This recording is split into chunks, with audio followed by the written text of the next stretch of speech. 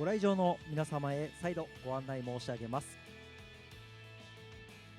改めまして本日は名古屋大学レクチャーブリッジズ新薬開発の新しい形を目指してお越しくださり誠にありがとうございます。名古屋大学レクチャーブリッジズは14時からの開催となります。今しばらくお待ちください。開演に先立ちまして会場使用上のお願いがございます。ホール内は客席を含むすべての場所で水分補給以外の飲食を禁止させていただきます。後日アーカイブ配信のため公演の様子を録画しております。ホール外の音声も拾う可能性を避けるため開演後大声での会話はお控えください。携帯電話、スマートフォンは電源をお切りいただくかマナーモードにしていただくようお願いいたします。会場内での写真撮影、録音、録画は禁止となっております。地震が発生した場合は職員の指示に従って落ち着いて行動してください。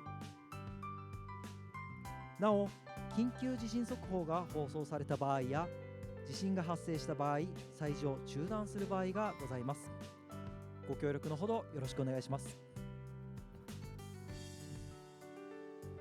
なお、本日は主に英語での開催となり、一部日本語を併用いたします。英語から日本語、そして日本語から英語の同時通訳を行います。同時通訳をご希望の方、受付にて配布しておりますレシーバーをお持ちでしょうか。今画面に映っておりますが、このようなレシーバーになります。同時通訳ご希望の方、受付にてレシーバー受け取りになられたでしょうか。先立ちましてこのレシーバーについて使用方法をご案内いたします。まず一番大事なのはイヤホンプラグがちゃんと奥まで刺さっているかどうか、こちらをご確認ください。イヤホンプラグ刺さっているかどうか確認ください。また電源がオンになっていることも確認ください。上部のモニター、一番上にモニターがございます。こちらに数字が映っておりましたら電源がついている状態になっております。よろしいでしょうか。またこの数字がチャンネルのナンバーになっておりまして、数字の1からは日本語が流れます。数字の1からは日本語が流れます。また数字の2からは英語が流れます。チャンネルは向かって右側にありますチャンネルの調整ボタンございますので、こちらで1にお選びください。なお数字自体は0から8まであるんですけれども、音声が流れるのは1または2になっておりますので、どうぞご確認ください。最後に向かって右側に音量調整のボタンもございます。音量調整のボタンございます。聞こえてきます音声について、音量調整、向かって左側にあるボタンでご調整ください。このレシーバーは受付に配布しておりますので、同時通訳をご希望の方は受付にて、同時通訳レシーバーをお受け取りになってください。よろしくお願いします。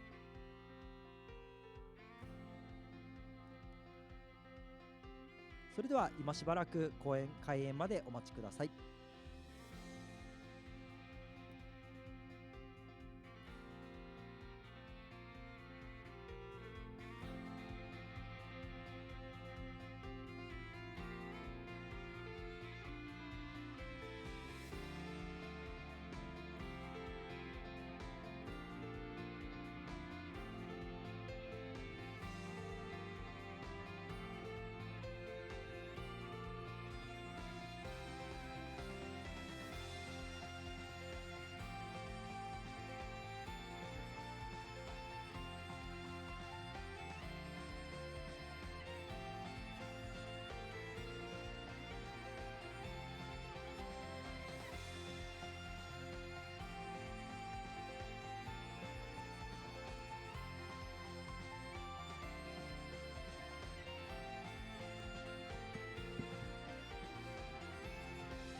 業務連絡になります。業務連絡になります。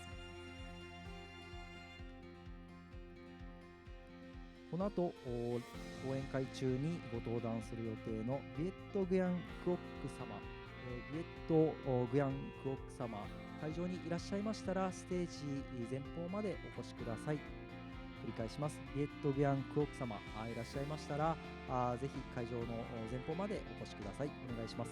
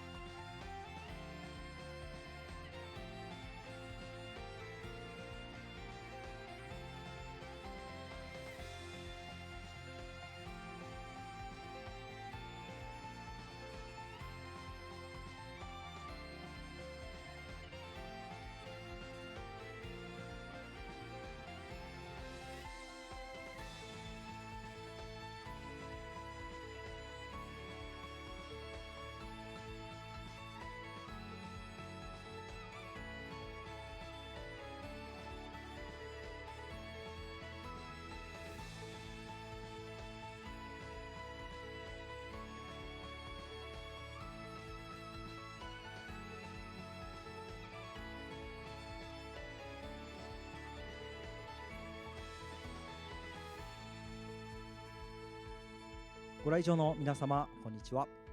開演に先立ちましてアナウンスさせていただきます。本日司会進行を務めますサイエンスコミュニケーターの綾塚達郎と申します。どうぞよろしくお願いします。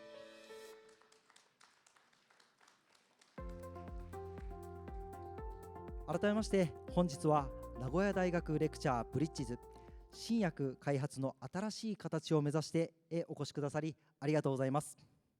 なお当会場は満席のご予約をいただいておりますので、どうかお席を詰めてお座りいただくようご協力よろしくお願いします。また講演会中の写真撮影は会場の皆様に快適にお過ごしいただくためお控えいただきますようどうぞご協力よろしくお願いします。なお本日は主に英語での開催となり、一部日本語を併用します。英語から日本語または日本語から英語の同時通訳を行います。同時通訳ご希望の方、受付にて配布しておりますレシーバーをお持ちでしょうか。よろしいでしょうか。ただいまより、試しに英語のアナウンスを入れますので、皆様もしよろしければレシーバーの確認をしてみてください。Welcome everyone. I am your host Tatsuro Ayatsuka, Science Communicator of Institute for Advanced Research. Thank you very much for joining us today at the Nagoya University lecture, Bridges.The journey to new drug development in our time. We are pleased to inform you that our venue is fully booked, so we kindly ask for your cooperation in filling up the seats. We kindly ask your cooperation in refraining from taking photos at any time during the lecture event. Thank you for your understanding.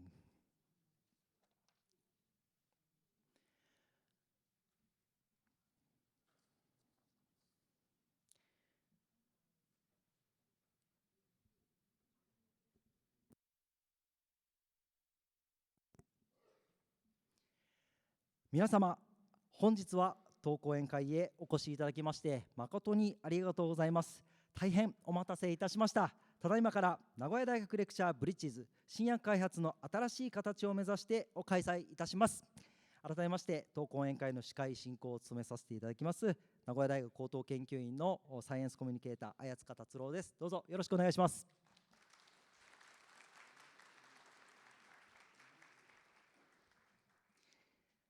はじめに杉山直総長による開会の挨拶を頂戴いたします。杉山直総長、ご登壇ください。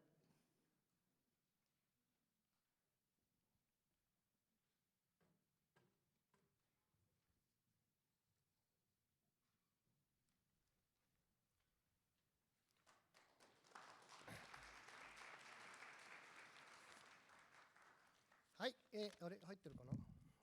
入ってますね。はい、皆さんこんにちは。全然返事がない。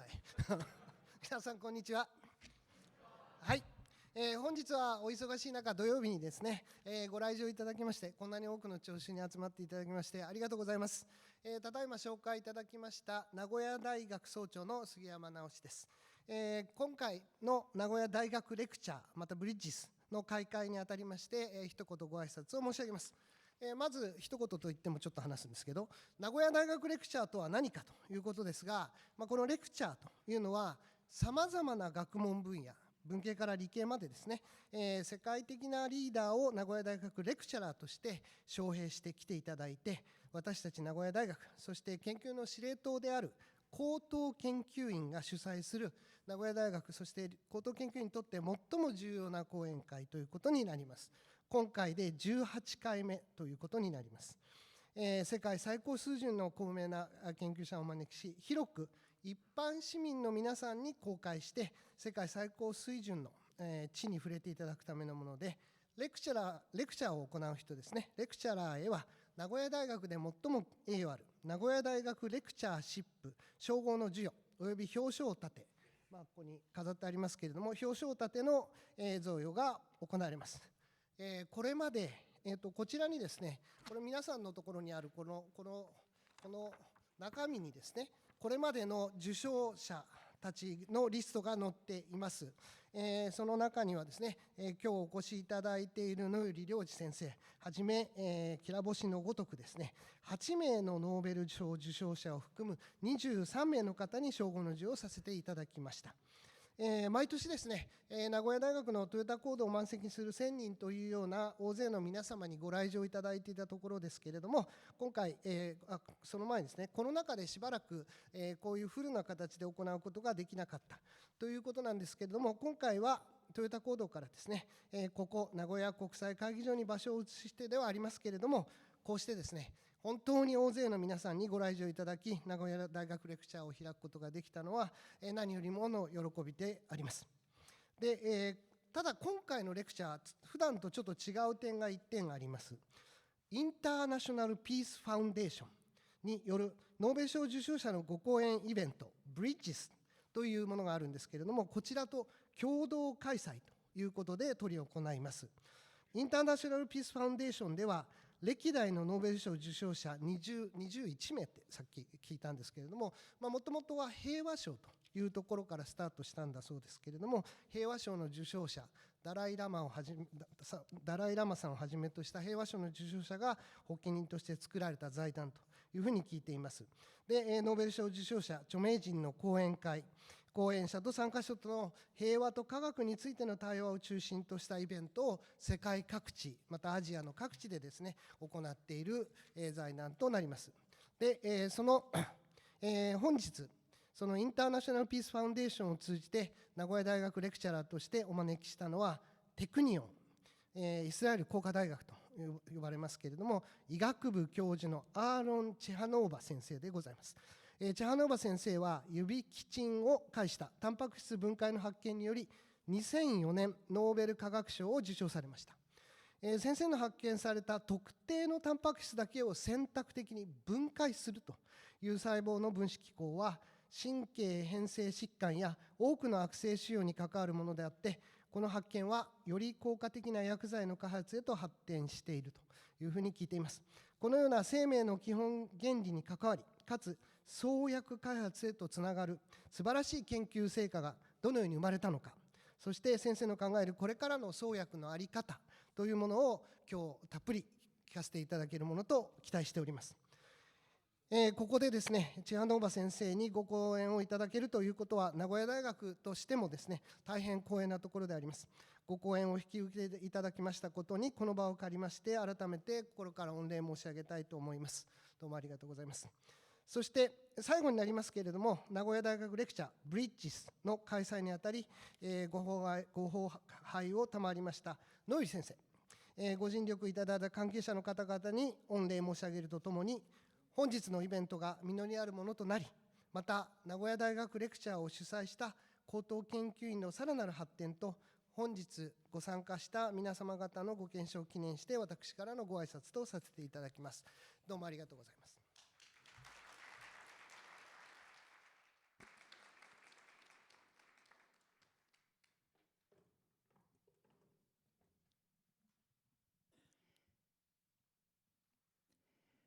次にインターナショナルピースファウンデーション代表の上モロウェツ様から祝辞を頂戴いたします。Now we will proceed with a congratulatory address from Mr. Uwe Morawetz, founding chairman of the International Peace Foundation. Mr. Uwe Morawetz, please take the stage. Konnichiwa. And welcome to the Japan-ASEAN Bridges event series, which is facilitated by the Vienna-based International Peace Foundation.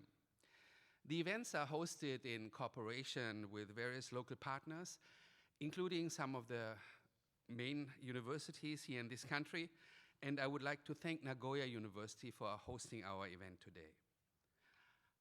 Commemorating the 50th anniversary of official relations between Japan and the ASEAN region, Bridges will be continuously held in Thailand and Japan until March, involving the participation of Nobel Laureates for physics, chemistry, medicine, and economics. The Japan-ASEAN Bridges series follows the series of over 800 Bridges events, which the International Peace Foundation has facilitated since 2003 to support education in the ASEAN region. The pluralistic program of Bridges highlights the International Peace Foundation's intercultural and transdisciplinary approach towards peace.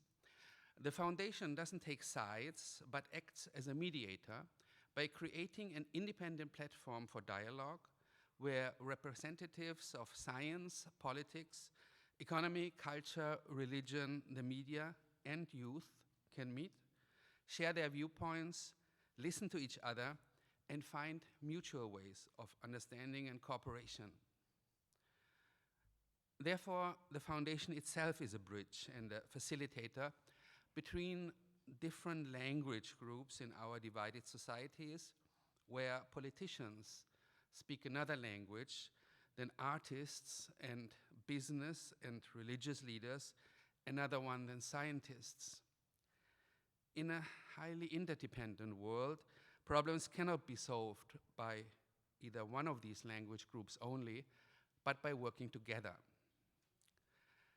The aim of Bridges is to facilitate and strengthen dialogue and communication between societies in Asia with their multiple cultures and faiths, as well as with peoples in other parts of the world to promote understanding and trust. The events aim at building bridges with local universities in Asia to establish long-term relationships with Nobel laureates in all fields, which result in common research programs and other forms of collaboration.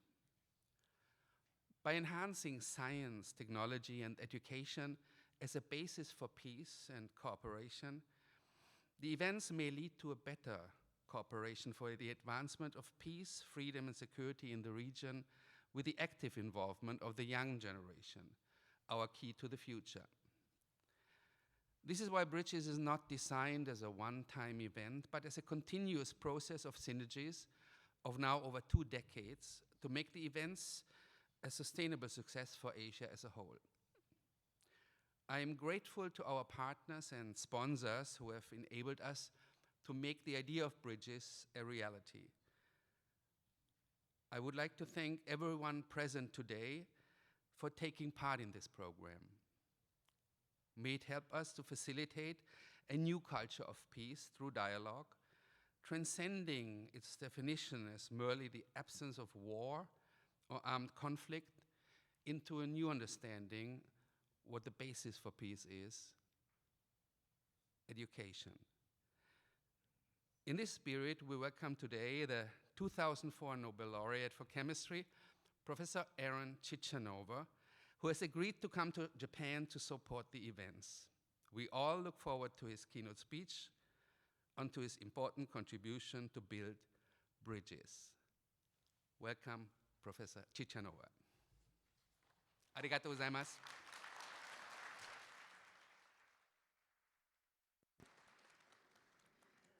Thank you very much, Uwe Morawetz, Mr. Uwe Morawetz.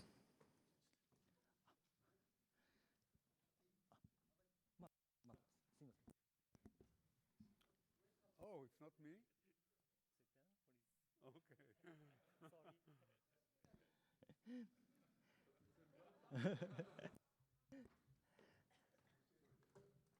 後ほど近野先生にはご登壇いただきます。ただいまよりレクチャーシップ盾の授与式を行います。ステージの転換を行いますので、今しばらくお待ちください。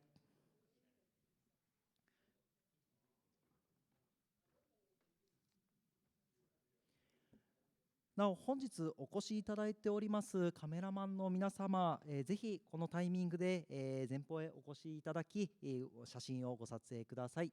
ただいまより盾の授与式を行います。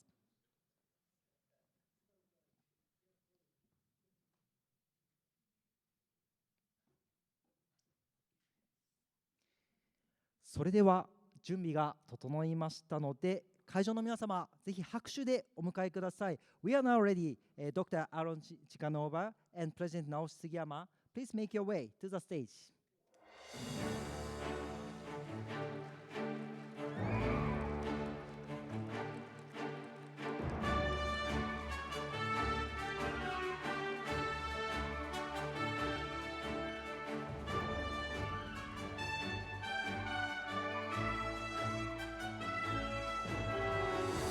それではお渡しください。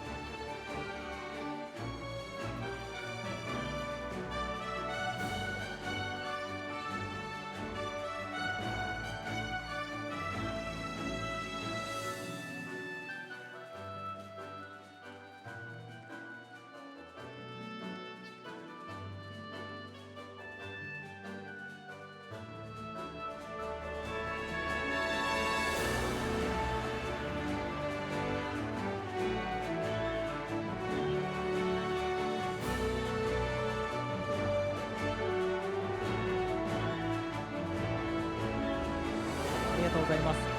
それでは講演会へ移ります。Now we will start the special lecture by Dr. Aaron Ciechanover.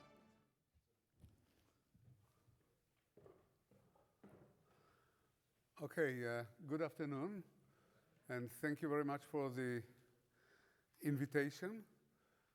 I'm very happy to be here in Japan. I've been to this country many, many times. I was several times a JSPS fellow in Osaka and in Kyoto. I have many friends here in the country, so I'm very happy to be here again. I'm not going to tell you today about our own work, what we are doing in the laboratory, but rather because of the diverse audience that have also, I heard, many high school students. I'm going to tell you about the revolution that medicine is undergoing these days. And it's a very important revolution, and medicine of tomorrow is not going to be the medicine of today, and certainly not of yesterday. For myself, I'm a physician, a trained surgeon, and I know how medicine looked like before, but it's not going to be, as I said, the same in the future. And I'm going to share with you some of the views and the historical roots of what's really is happening. So this is my city, the city of Haifa. It's on the very east side of the Mediterranean. It's a very nice city. The medical school is here, and my laboratory is on the 11th floor of this beautiful building. There are the Baha'i gardens, where the Baha'i that were persecuted in Iran found shelter in Israel, and they buried their leader. It's a very peaceful type of religion. They are Iranian by origin, but they were persecuted by the Muslims in Iran and came more than 100 years ago and built beautiful gardens in which they buried their founder, and that's also made the city kind of famous. So we all want to be young. We want to remain young. That's the dream. But also we want to remain healthy. So these are two of our big aspirations: to remain beautiful, but at the same time to enjoy high quality of life. And the question is whether this is achievable. And the answer is not simple. Well, remaining young, I don't know that I want to be young again. But healthy, yes, I do want to be healthy. And I do want to live longer. And let's look at history. What history is telling us about age. About 124 years ago, the turn of the 19th century into the 20th century, the average life of people was about 45 to 50. Even in Japan, in China, in Europe, people died of infectious diseases, simple infection. There was no antibiotics. There was no X-ray. We cannot look into the body. There was no surgery. There was no immunization. We cannot immunize ourselves against all the diseases that we are immunizing ourselves today. COVID-19 would have killed many, many millions of us if it would have happened. And indeed, the flu pandemic of 1918 killed tens of millions of people when the population of the world was relatively very small because there was no vaccination. We didn't know anything about immunity at that time. Well, little was known from Edward Jenner about black measles and so on, but very little was known about the mechanisms and about development of vaccination. So we were behind, and that happened only 124 years ago. If we go back 4,000 years ago, we go back to the world at that time was completely isolated. People didn't move from one place to another. Egypt was Egypt, and Greece and Rome. China was completely closed. From time to time, people moved a little bit along the Silk Road 500 years ago, but very little movement was. The average life of people was 30 years. 30 years only. People died very quickly. Women died during delivery. We couldn't even infuse blood because we didn't know about blood types. Landsteiner got the Nobel Prize for identifying the blood types, the A, B, and O, and so on and so forth. So medicine was very primitive. And what also made medicine was primitive was the lack of communication. We could not communicate. We didn't fly. We didn't publish. We didn't do anything. We didn't talk to one another. So even if there was an island of knowledge, the knowledge could not be disseminated. And dissemination and communication of science nowadays is a very fundamental foundation of how we progress science. We talk to one another, we go to conferences, we collaborate, we exchange ideas, we publish, and so on and so forth. All that was not there. So think about it. 4,000 years, the lifespan changed from about 30 to 50. And in one century, in the 20th century, we jumped by 35 years. Now the average lifespan in Japan, actually Japan is probably the leading country in lifespan. The average lifespan is about 85, 82, 83. Women living a little bit longer. Japan is leading, it's even more. But the developed world is above 80. So we added about 60% to our lifespan within 1 century, which is about 2.5% of the 4,000 years since the old Egyptians. So what happened in the 20th century? Exactly what I told you. Vaccination, antibiotics, surgery, X-ray, not only X-ray, but then MRI and CAT scan, imaging, transplantation, and so on and so forth. Medicine did a huge jump, but it's not only medicine. It's also technology, understanding science, understanding diets, cholesterol, heart attack, and so on and so forth, immunizations, and so on and so forth. So it's all about development in science and technology. The 20th century was very rich in science and technology, and we were able to jump from 50 to 85 in 100 years. Amazing. So now the question is, what's going to happen in the 21st century? Are we going to make another 50 years? Are we going, at the end of this century, to live 130, 140, maybe 200? Well, the question, we don't know yet. We don't know yet because there are forces that are pushing and pulling to different directions. On one hand, yes, lifespan is still going up and medicine is there to combat cancer, to solve the problem of cancer, hopefully also the problem of neurodegenerative diseases.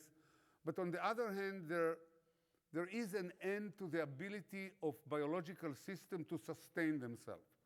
Think about a car. You know, you're buying the most expensive Lexus in Japan.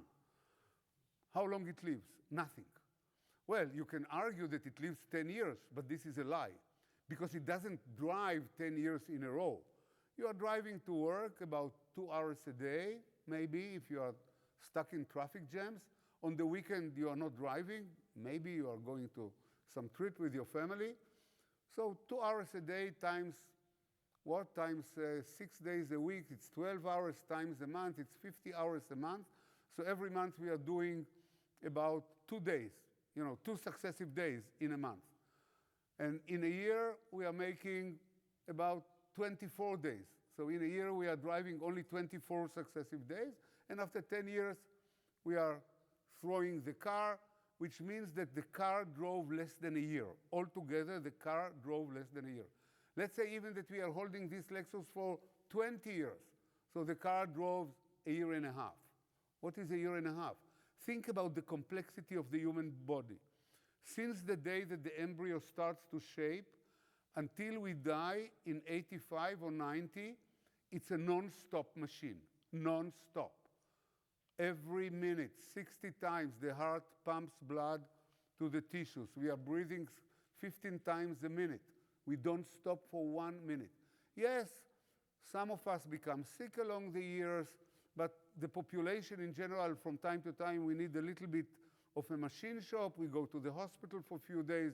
We come out, some small operation. But if we are living in a developed country like Japan, all in all, we are doing well for 80, 85 years, non-stop. There is not a single machine that can mimic that, not a single machine that is even coming close to this efficiency. But then it comes to an end. The biological systems cannot sustain itself. Well, people say that we are succumbing to genetic alteration, that we are developing cancer because of mutations. Then there is probably a treatment for that. Remember, in 2020, 2 women, Jennifer Doudna and Emmanuel Charpentier, got the Nobel Prize for gene editing. We can correct genes if there is a mistake, but the burden of mistakes is going to be very high. But even if we can correct genes, we don't correct the age of the tissues. The tissues are getting old. The immune system cannot really fight. Old people succumb to simple flu in the winter that young people don't even feel that they had it. So you can say, okay, let's transplant organs. If my heart is sick after 80 years, we can replace the heart. We can replace the lung. But there is a limit of how much we can replace. And at the end of the day, we cannot replace the brain. The brain is me. Even if there will be a substitute for the brain, what does it mean if a new brain will be put in my head? It's not me anymore. The brain is my feelings, my memories, my creativity, my imagination, my family, my everything. So, even if we would think that you can replace every organ in my body, at the end, it's coming to an end. So the prediction will be that we are going to live about 110, 120 years, and that will be the top limit. And we are approaching it very slowly, but still with a price. And the price, of course, are diseases. As we said, neurodegenerative diseases mostly. Provided that we are going to defeat cancer and heart diseases, the brain is very sensitive to accumulation of proteins that disturb its function. And as a matter of fact, if you are looking, it's also an issue of economy. It's not just going to the pharmacy and buying the drug. You need money for that. Not you need money, but the country needs money in order to sustain a big part of an old population. You need insurance.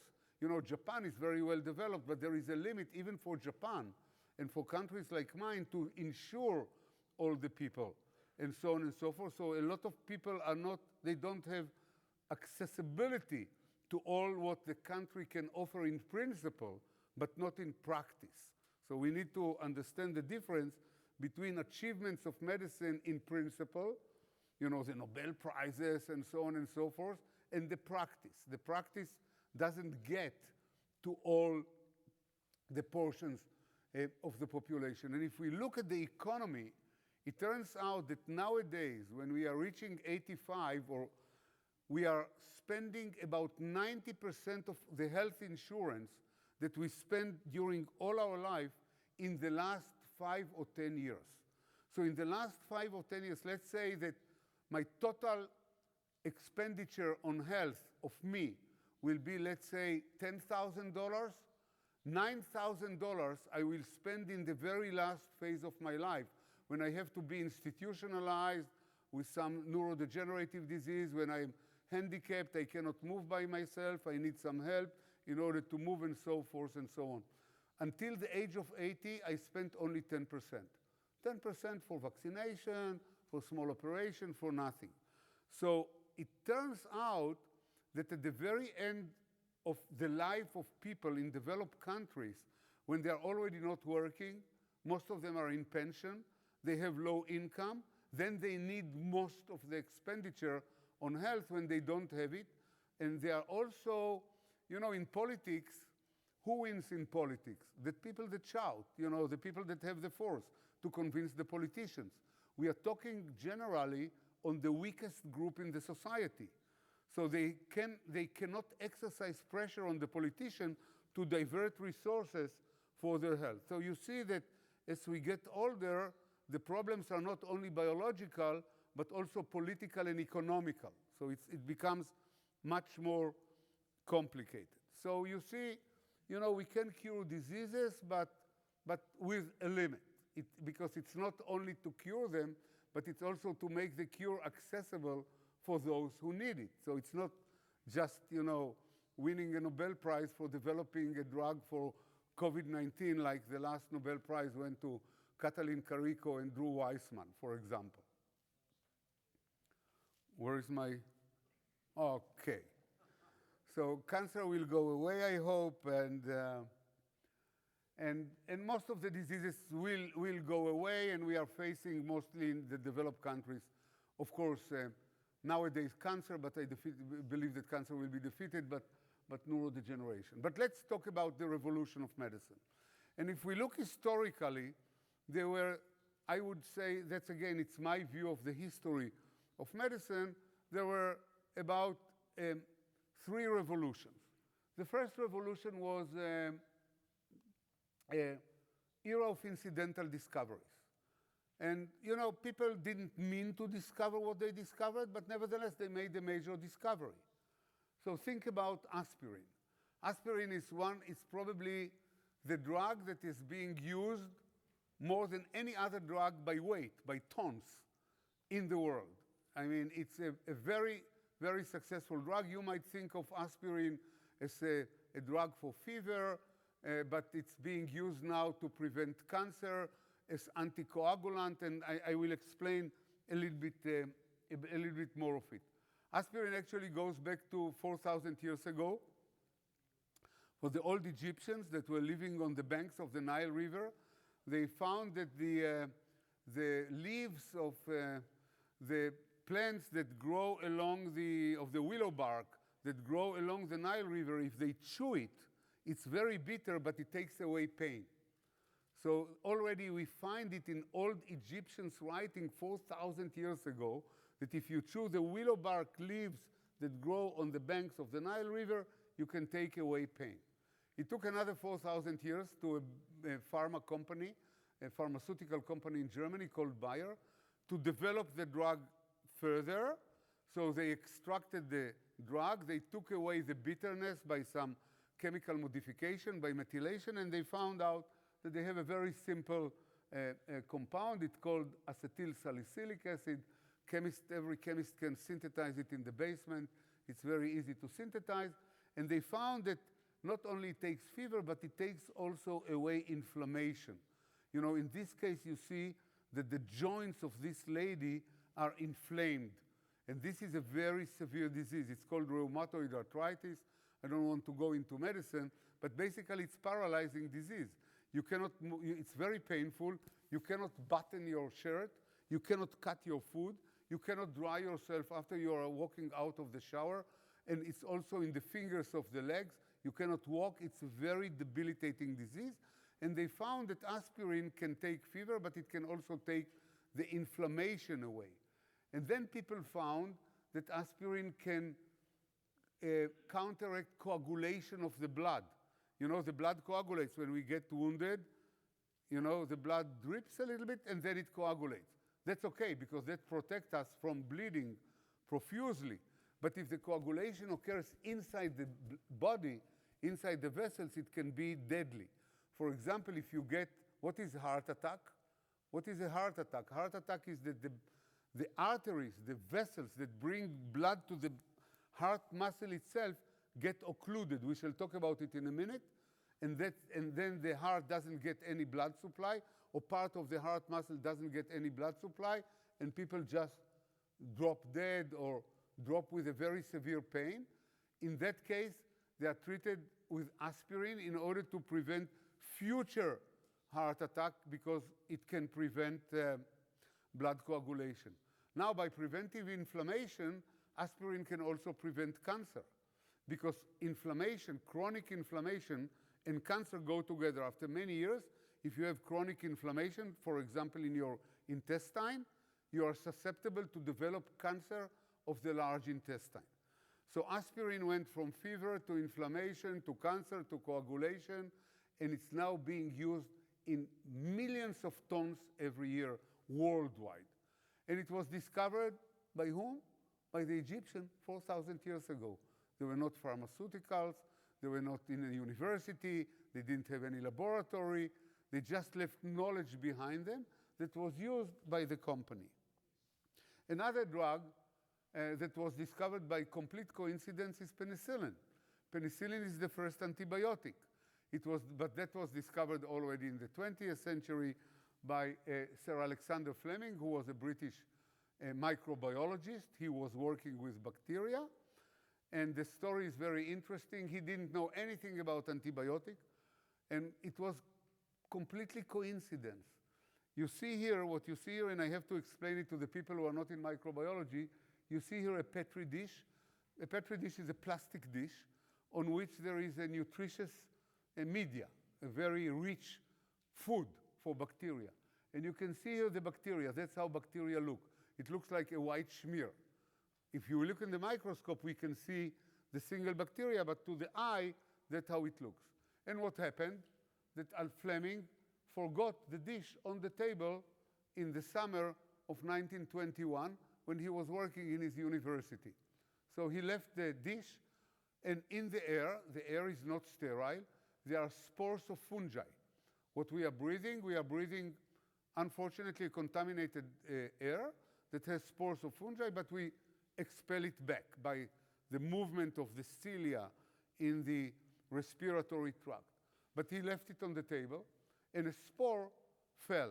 And the spore is a little cell, but this is a nutritious media. There is a lot of food. So along the weekend, the spore grew into a colony of a fungus. So you see, these are the bacteria that he himself seeded, but this came from the air because the dish was opened. Instead, he forgot to cover it and to put it in the incubator or the refrigerator. He came back on Monday after the weekend, and he looked at it, and what he saw his bacteria, and he saw this colony. But he saw here something else. He saw here bacteria inhibited. He saw here an area that the bacteria could not grow. So he was very smart, and he surmised that the fungus secretes a material that he called antibiotics. Anti, against. Bio, biology, life. Why? Because the fungus wants to protect itself from the bacterial attack.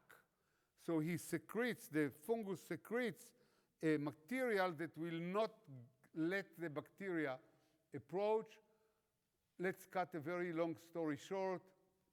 Sir Ernst Chain and Harold Florey purified the material, and the first antibiotic came to the world. And penicillin saved the lives of thousands and thousands of soldiers that were fighting in Normandy during the invasion to France to defeat the Germans in World War II. And people surmised that other fungi will secrete different bacteria. This fungi was penicillium. And then Selman Waxman in New Jersey identified that streptomyces is secreting streptomycin, and so on and so forth, and other fungi secrete other antibiotics, and nowadays the companies are synthesizing it artificially, so we don't need the fungi anymore. It's all made chemically by series of organic reactions, and the world has changed forever. We cannot imagine the world. I think that the discovery of the antibiotic, and Florey, and of course Chain and Fleming got the Nobel Prize for this very important discovery that changed the face of infectious diseases in an unbelievable way. We cannot imagine the world today without antibiotics, despite the fact that bacteria are developing resistance. So that's another coincidental discovery, but we cannot rely on coincidence in order to discover new drugs, and we are moving to chemistry. We are moving to brute force screening. What happens? What happened, and that's the revolution that started in the 70s, and we are still into it, but we are phasing out of it nowadays. Two developments happened. On one hand, chemistry. Synthetic organic chemistry developed in an unbelievable way. Catalysis was developed. Professor Noyori is here, one of the development of stereotactic catalysis and so on and so forth, stereochemistry, and people learned how to synthesize materials. On the way to synthesis, there are intermediates. So if you want to get to compound J, you have to go via A, B, C, D, and E, and millions of compounds were assembled along the way beside the final product, and they assembled into families. So people said, and then this was one part of the wedding. The other part of the wedding was the development of our ability to model diseases. So for example, cancer. What is cancer? Cancer is rapid development of cells, rapid divisions of cells. You take a cancer cell, and it divides and divides and divides and divides, and we learned how to grow them in what we call tissue culture. The same for cholesterol, for the heart. There are cells that secrete cholesterol. And so we learned how to model diseases. So people say, hey, we have the bride and the bridegroom. Let's do a match. Let's have a matching. Let's have a wedding between the two. How the wedding? We shall take the compounds without even knowing the mechanism, without knowing anything, and try them one by one by one by one to see whether one of them will somehow inhibit the pathological process, the disease. Because what is a disease? A disease is a mutation. It's an aberration in some biological pathway. So maybe one of the compounds, we don't know how, we don't know why, will fit into the mechanism and will inhibit it. And that's what is indeed happening. If you are trying millions of compounds, of course, all the process got mechanized. You know, if you go to a big pharma company, you go to Takeda in Japan, you go to Merck, you go to Johnson & Johnson, you will find these robots that take hundreds of compounds at one time, put them into the model of the disease, into little wells in which the cells are growing. The microscope go over them, and the microscope will tell you how in this well, compound number 300,222,972 can stop the growth of the cells. And then, of course, it's not a drug yet. It's a lead. It may be toxic. It needs to be further developed, but at least we have a start. So I'll bring you one example to this, what I call brute force screening. And these are the statins. Statins became very important drug to suppress the biosynthesis of cholesterol. And we talked already on heart attack. And you see here what happens in heart attack. This is the vessel that leads to bring blood to the heart itself, and gradually it becomes clogged with cholesterol. And cholesterol is a compound. It's a biochemical compound that is natural to the body, and it's being synthesized. In order to stop this one, we have to stop the synthesis of cholesterol by inhibiting the process. And it happened that Akira Endo, a Japanese pharmacist that worked in a Japanese pharmaceutical company, screened a library of chemicals, of natural products that came from plants, Japanese plant, and he found one that can inhibit the biosynthesis of cholesterol. The first one was something like that. We shall not go into it. These are more modern ones. And he came out with the first inhibitor of cholesterol biosynthesis. The patent was bought by Park Davis, a pharmaceutical company, and nowadays statins are being sold for billions and billions of dollars every year. They prevent morbidity and mortality of millions of people worldwide by reducing the production of cholesterol and inhibiting the occlusion of the coronary arteries.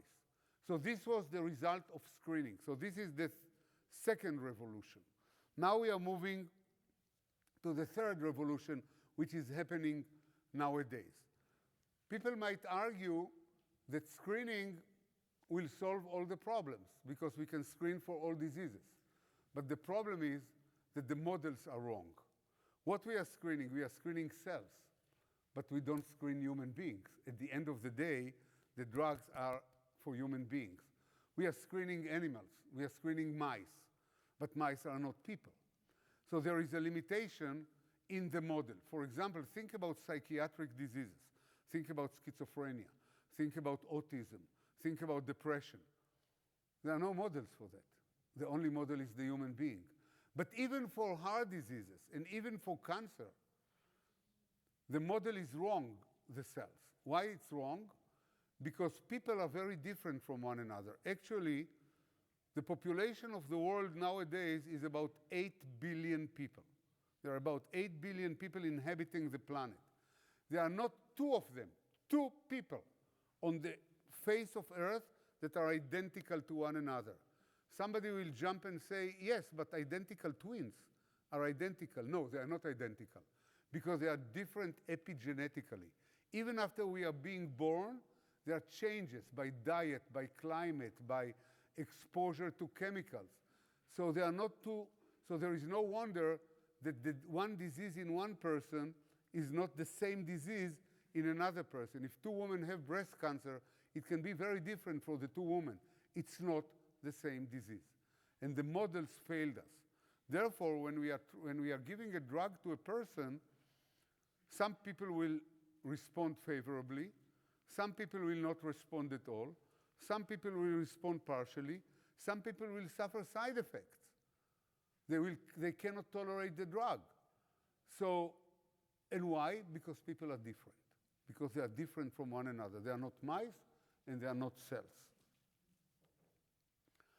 So the revolution started with another Nobel Prize that was given in the early 60s to two people, to Watson and Crick, that discovered the genetic secret, the structure of DNA. We shall not go into it, but this is a very, this was, if I think, and people I think would agree with me, you know, even within Nobel Prizes, there are Nobel Prizes that are a little bit more important and Nobel Prizes that are a little bit less important. I would argue that this is the most important Nobel Prize, not in physics, of course, and not in peace and not in literature, but I think in biology, this is probably the most important, and in medicine, Nobel Prize ever been awarded. The discovery behind it is probably the most important one.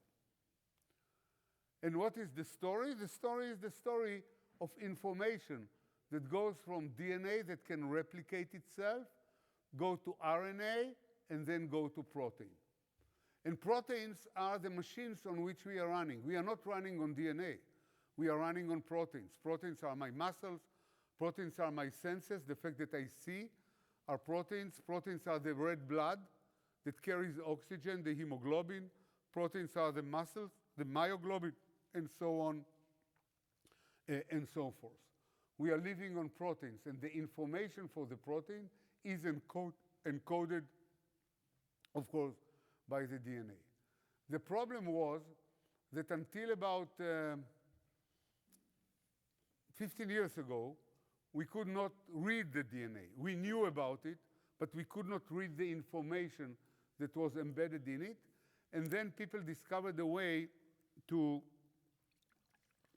read the information. It was another Nobel Prize that went to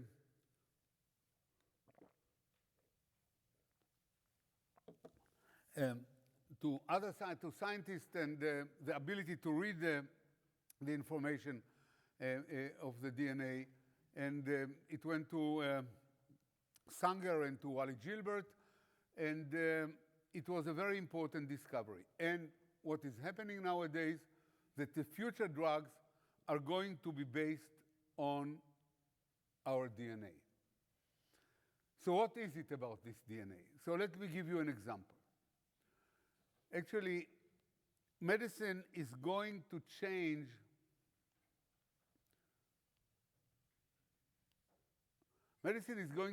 for what we call one size fits all. I always metaphorize it to pajama. What is a pajama? Pajama is something that we don't care how it looks like. You know, there is small, medium, and large, and the rest is carried out by the rubber band, and we don't give much attention when we buy a pajama. So it's called one size fits all. We are going to tailor medicine into what we call suit. So we are going to tailor the drugging of the patient to the real disease, to the mutation that the patient does have. So having a tumor in the breast is the pajama. But the mechanism behind the tumor is the suit, and I'm going to explain it. I'm going to explain it in a minute. So the issue started again from the question is that we have a group of patients, doesn't matter, with breast cancer, with prostate cancer, that we start to treat, and they have different colors. We don't know the colors. We know that they have a tumor, for example, or Alzheimer or heart attack, and we start to treat them, and we discover very quickly that after some time, some of them die. The orange one and the blue one die, and some of them getting cured or continue to live with a chronic disease. The problem is that at that stage, we couldn't read the colors. We can read the color too late, after they already divided and died. And the reason was that we did not understand the mechanism of the disease. So let's go to breast cancer. And you know, all the information that I bring you is coming from the public literature. Nothing is coming from, you know, the scientific journal. It's all embedded in the public literature that is available to all of you. So take breast cancer, okay? A woman comes and complains that she has a tumor. So the doctor takes a biopsy. It puts a needle in and take a biopsy and send it to the pathologist. Okay, so here you have two women. You have woman A on the left side, and you have woman B. And what the pathologist did in this case, I just bring you an example, he wanted to understand the difference. So you can already say, by looking at it, that this is, by the way, the tumor, and this is the normal breast tissue. And you can say that this tumor is one piece, while this tumor is somehow fragmented. So you can always say that something is different between the two. But let's go further, deeper into the disease. What the pathologist did, he stained the tumor with an antibody. He wanted to understand the mutation. So he took an antibody, in this case against the estrogen receptor. The estrogen is a woman hormone, it's a female hormone, that can, if it has an excess, it can drive the cancer. And when it has a mutation. So he stained it for a mutated estrogen receptor. So you can see here that this tumor was stained very heavily with brown. He did the same here, but nothing happened. So this woman does not have a mutation in the estrogen receptor. But this woman does have a mutation in the estrogen receptor. So this woman can be treated with a drug that is called tamoxifen, which counteracts, which acts against the mutated estrogen receptor.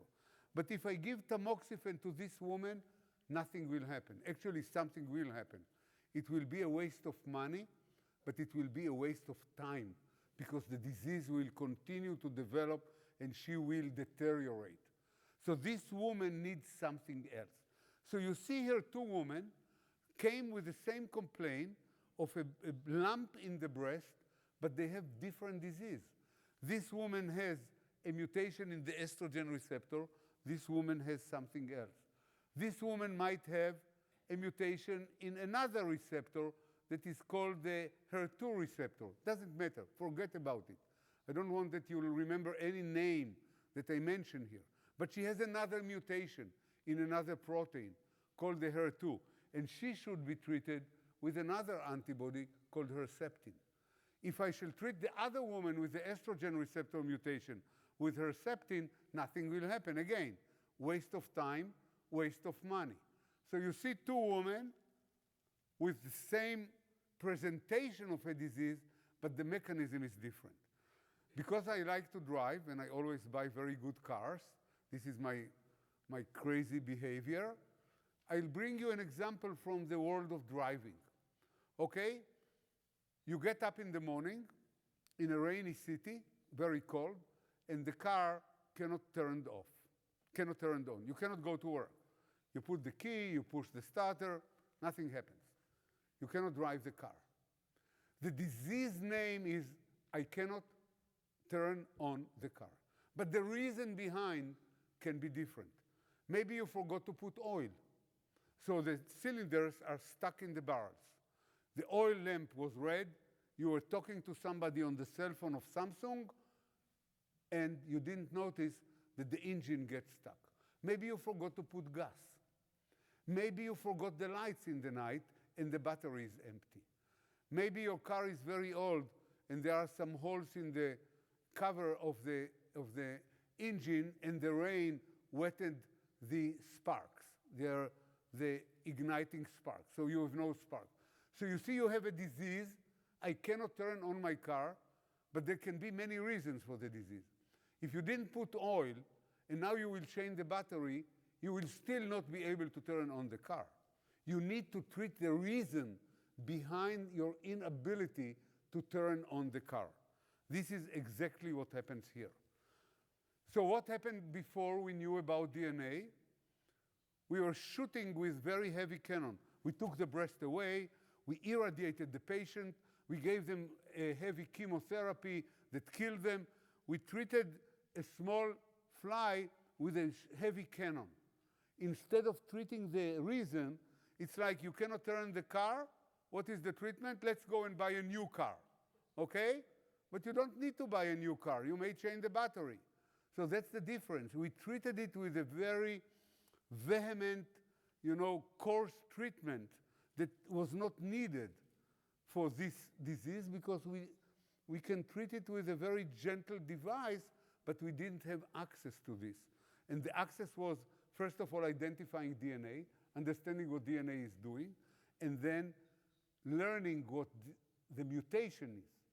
And then, finding something by screening, by AI, that will counteract the mutation.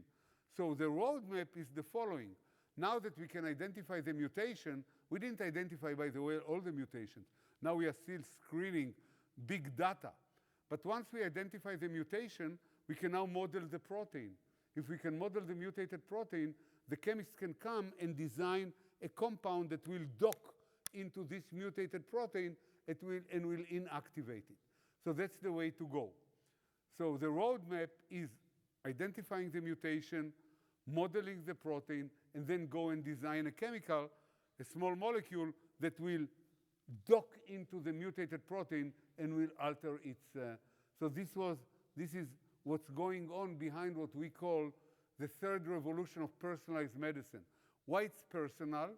It's personal because woman A is not woman B, it's not woman C, it's not woman D, despite the fact that all of them have breast cancer, or man A is not man B, or man C, or man D, despite the fact that all of them have a prostate cancer. So we are now trying to identify the mechanism behind the fact that the car cannot be turned on. So that's basically the history of the story. And let me just jump over now and go, and again, the reason is because we are so different from one another. We are fat and thin, we are tall and low, we eat different diets, we inherit different genetic information from our parents. As I said, no two people that walk on the face of Earth are identical to one another. Okay, so now let's go, and the idea is, of course, to build banks, to build atlas, so it will give us a map of all the mutations, and we shall be able to design, so to screen, let's say, 5,000 women with breast cancer, 5,000 people with Alzheimer, 5,000 people with heart attack, and to get a map of all the mutations, or almost all the mutations, and accordingly, as I said, to model the mutated protein and to develop the appropriate drugs.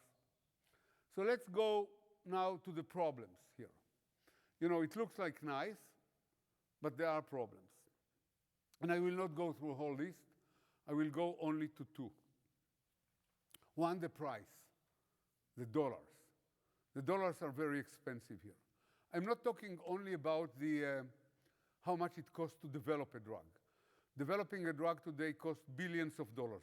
Billions. 10 to the 9. Several $billion.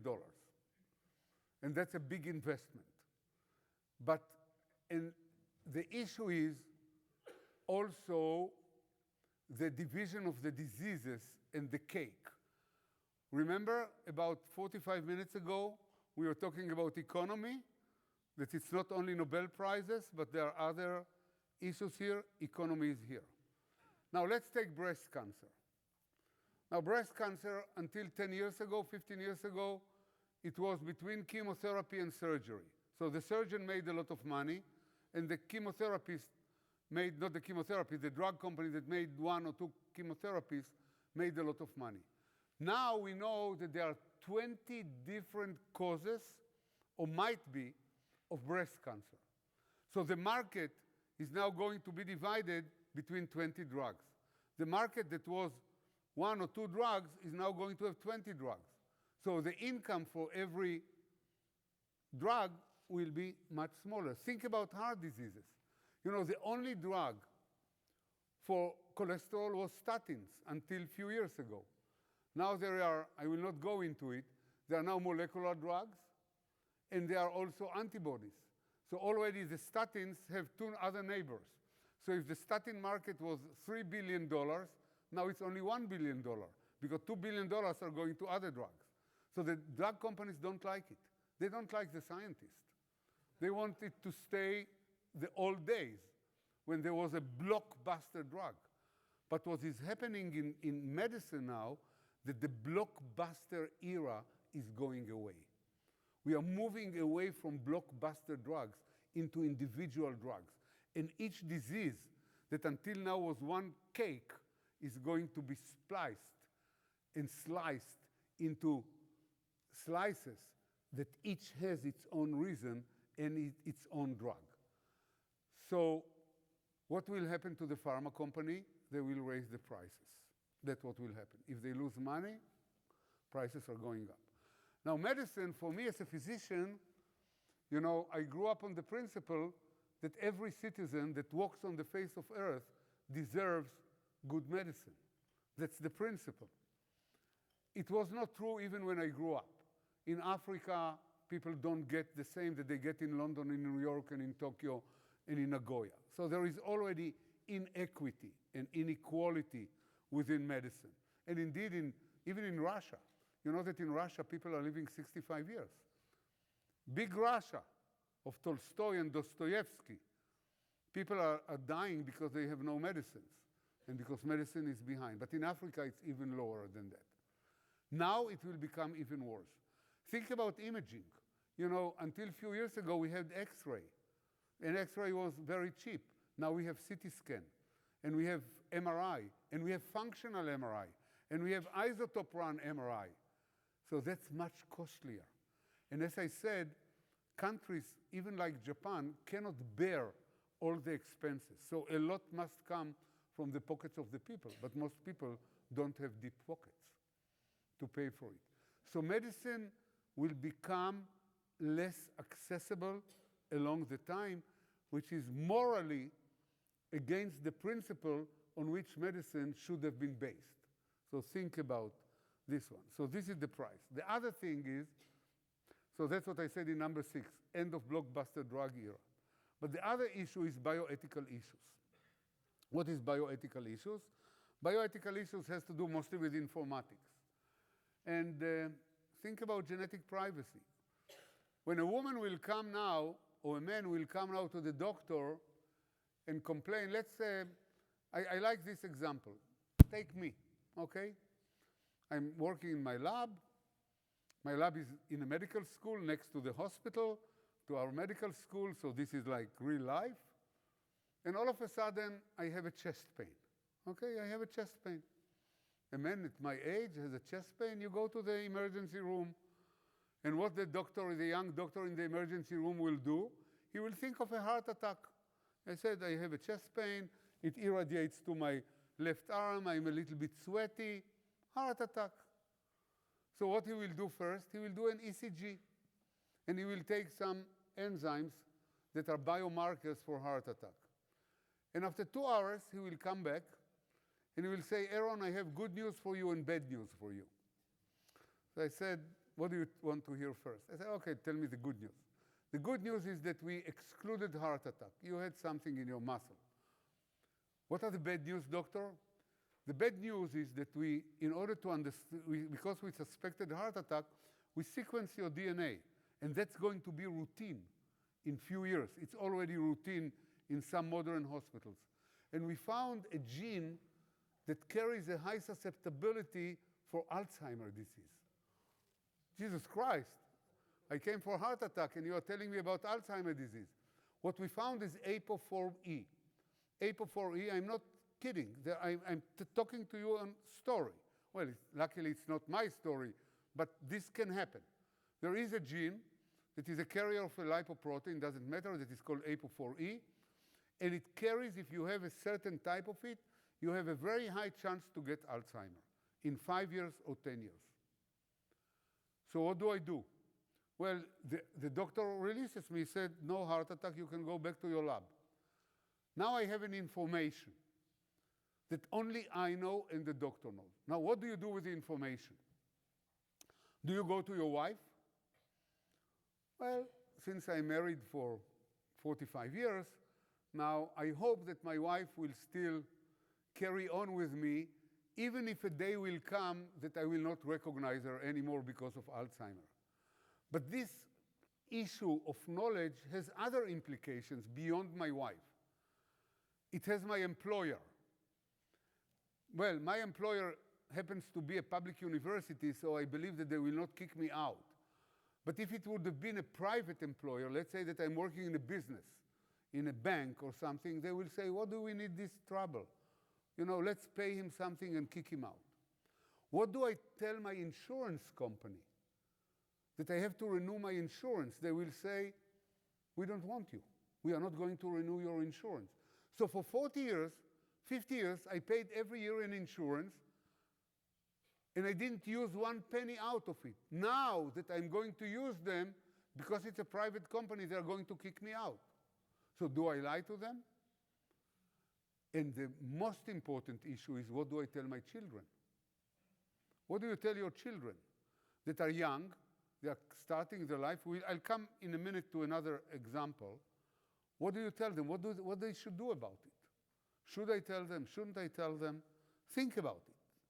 So of course you might argue that with gene editing, with the Jennifer Doudna and Emmanuel Charpentier technology, well, it's not their technology anymore because now there is a much better technology. There is base editing, but I don't want to go into it. You might be able to correct the gene, but still it's not available. But think about an example that you know better than the example that I gave you. Be prepared for the big genome leak. You know, the sequence, my DNA sequence is now in the server of the hospital. But tomorrow somebody will go into this computer and will hack it. And they will call me in the phone and they say, Aaron, you know that we found that you have a gene for Alzheimer's and we are going to talk to everybody and to tell it unless you are paying us some ransom. So think about the leakage of it. How sensitive is this information, because it's not in my hands anymore. It's sitting on the server of the hospital. Here is Angelina Jolie. And Angelina Jolie came in the summer of 2012 and said, I'm going to take away my 2 breasts because I'm carrying a gene that is called BRCA1, breast cancer number 1. Why did she say it? Because her mother died of ovarian cancer, and her aunt, the sister of the mother, died of breast cancer. And the 2 diseases have one common denominator, a mutation in BRCA1. So she suspected that she has it too, and indeed she did have it. So she went to the public, she did something very good, and she said, I'm going to take away my breast, and next summer I'm going to take my 2 ovaries away, in order to warn women that they should be very careful about it. So Angelina Jolie probably doesn't have any problem with the insurance company, but she might have a problem with her kids that are still in college. So you see that there is something about this knowledge, and it takes me back to Judaism, and in the Jewish tradition, it says that the one who knows more is also more troublesome. So the more you know, the more troubled you are. Maybe it's better to be ignorant or illiterate, but you know, the more we know of the problems and what's threaten us. You know, climate change, pandemics, and so on and so forth. And this knowledge is embedded into the revolution of personalized medicine. Let me just end up with something about schools of medicine and what is going on in medical education. And that's very interesting, I think. You know, when I was a medical student, I learned that I'm going to learn in medical school about the 3 pillars of medicine. Medicine is stands on 3 pillars: the disease, the patient, and the treatment, right? That's what we are doing in medicine. And this has been true until almost now. But it's going to change in a dramatic manner. Think about the disease. Look at the hospital in the old days, how it looked like. Look at the woman that the doctor is standing next to her and monitors her pulse. That's what the doctor knew, to monitor the pulse. It gives you some information, but it cannot diagnose cancer in the lung, and it cannot diagnose anything. But that was medicine. Nowadays, medicine doesn't care about the patient, because we are taking the DNA, we put it in the sequencer, and we learn about the disease. So the patient is going to move away a little bit from the relationship between the doctor and the patient are going to phase out a little bit, and patients are already complaining about it.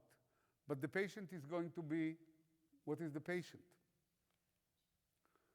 So the patient can be the egg in the sperm, right? Because if we can diagnose diseases many years before they evolve, we can make a selection. So we can take all the sperms of the male, and we can select the best one. We can take the egg, we can select the best one, and then we can choose. So the patient doesn't have to be somebody that got heart attack because of a mutation in the cholesterol pathway at the age of 55. We can already prevent it earlier. But this is moral or it's immoral. This selection, it depends on the culture, it depends on the religion, it depends on the tradition, it depends on the technology, it depends on lots of things. Because then we don't need the parents to be the parents. We can take sperm from a bank that has a very good characteristics. We can take an egg, we can take the mother, we can take a surrogate mother. So we are going to separate, to think about, we are going to shake in a big way the term that until nowadays we called family. You know, family, when I say the word family, it has a meaning, some meaning. It can be broad, it can be, you don't have to marry, you don't have to be of the same gender, but it's still some unit. Now we can, it becomes a little bit flexible. What is the definition of a patient? And then, of course, the treatment doesn't have to be a drug. It can be, what we call molecular forceps. We can take away the piece of the DNA that is mutated and put the correct piece inside, and we are doing it already. In some diseases, we already did it. In sickle cell anemia, it already was done successfully. The cost is $2 million per patient, $2 million per patient. So think, who can afford it? Nobody can afford it. it was a big success because the company was interested in pushing the drug, so it was part of a clinical trial, but it was not a drug that is available on the shelf of a pharmacy. So think about it.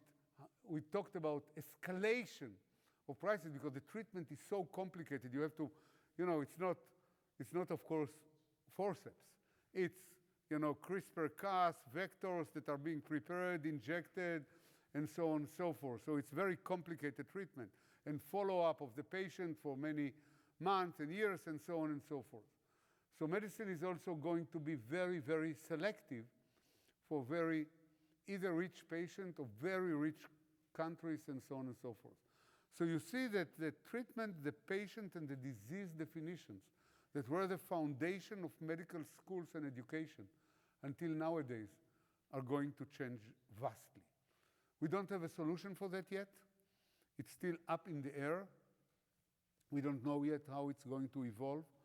It might need involvement of government in incentivize companies to lower the prices or subsidizing development of drugs.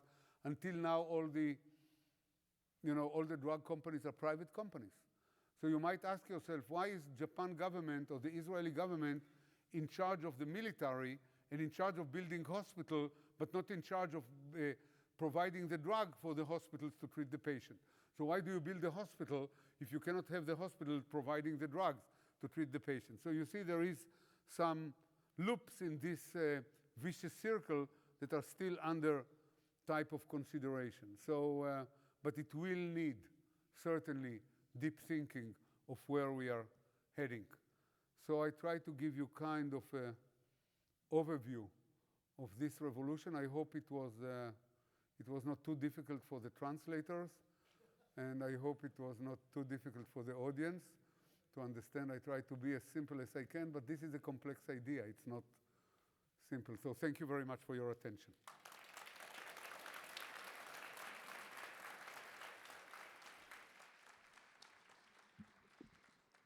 Thank you very much, Dr. Aaron Ciechanover.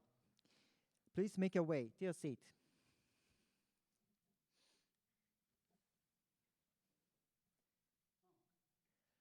それでは会場の皆様、もう一度拍手をお願いします。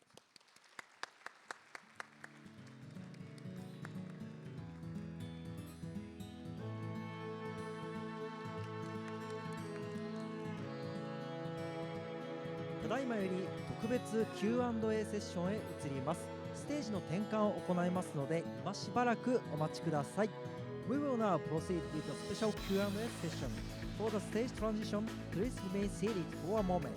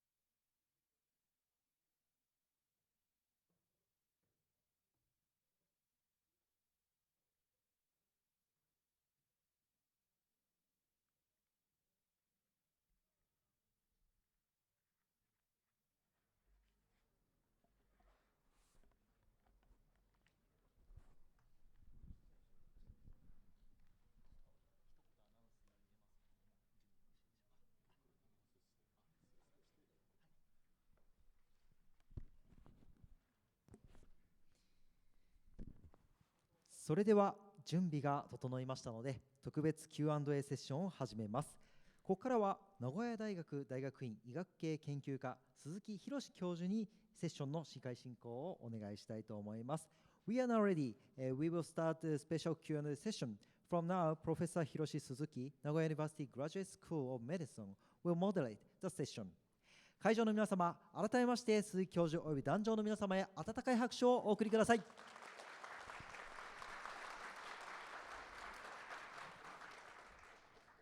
皆様こんにちは。これから質疑応答のセッションを始めたいと思います。最初に日本語で少しだけこのセッションについての説明をさせていただきます。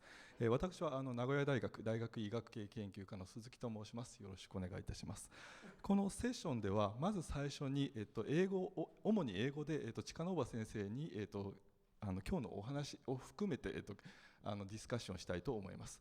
でそして後半でですね、野頼先生が今日来られておりまして、チカノーバ先生と野頼先生両方を交えて、日本語と英語少し、入り乱れながらの、質疑応答をしたいと思います。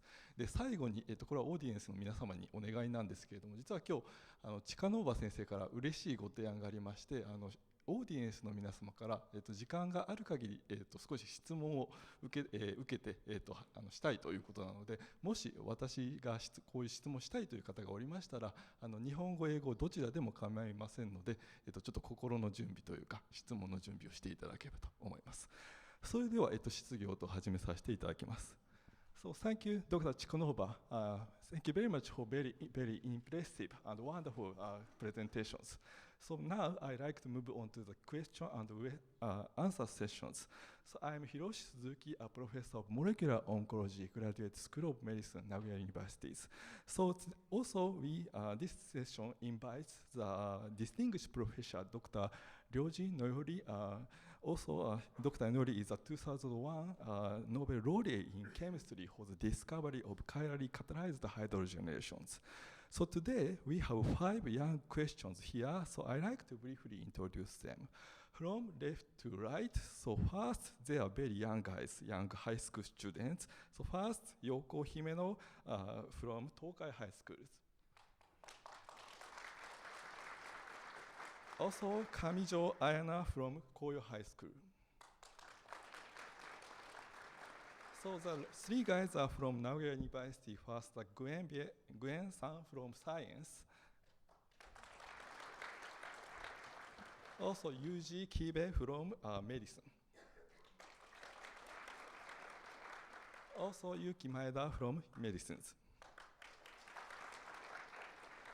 So also we will welcome some questions from audience as talk here at the end. So please be prepared if you would like to ask Dr. Ciechanover have a question. Okay, this section consists of 2 parts. First, we like to discuss about Dr. Ciechanover's presentations based on the questions from 5 questioners. Second, we like to discuss about more general questions together with Dr. Ciechanover and Dr. Noyori. So first, I like to start the first sessions for specific for today's Dr. Ciechanover's presentations. So first, please, Yoko, could you please present your questions? Okay. Professor Ciechanover, thank you for a great speech.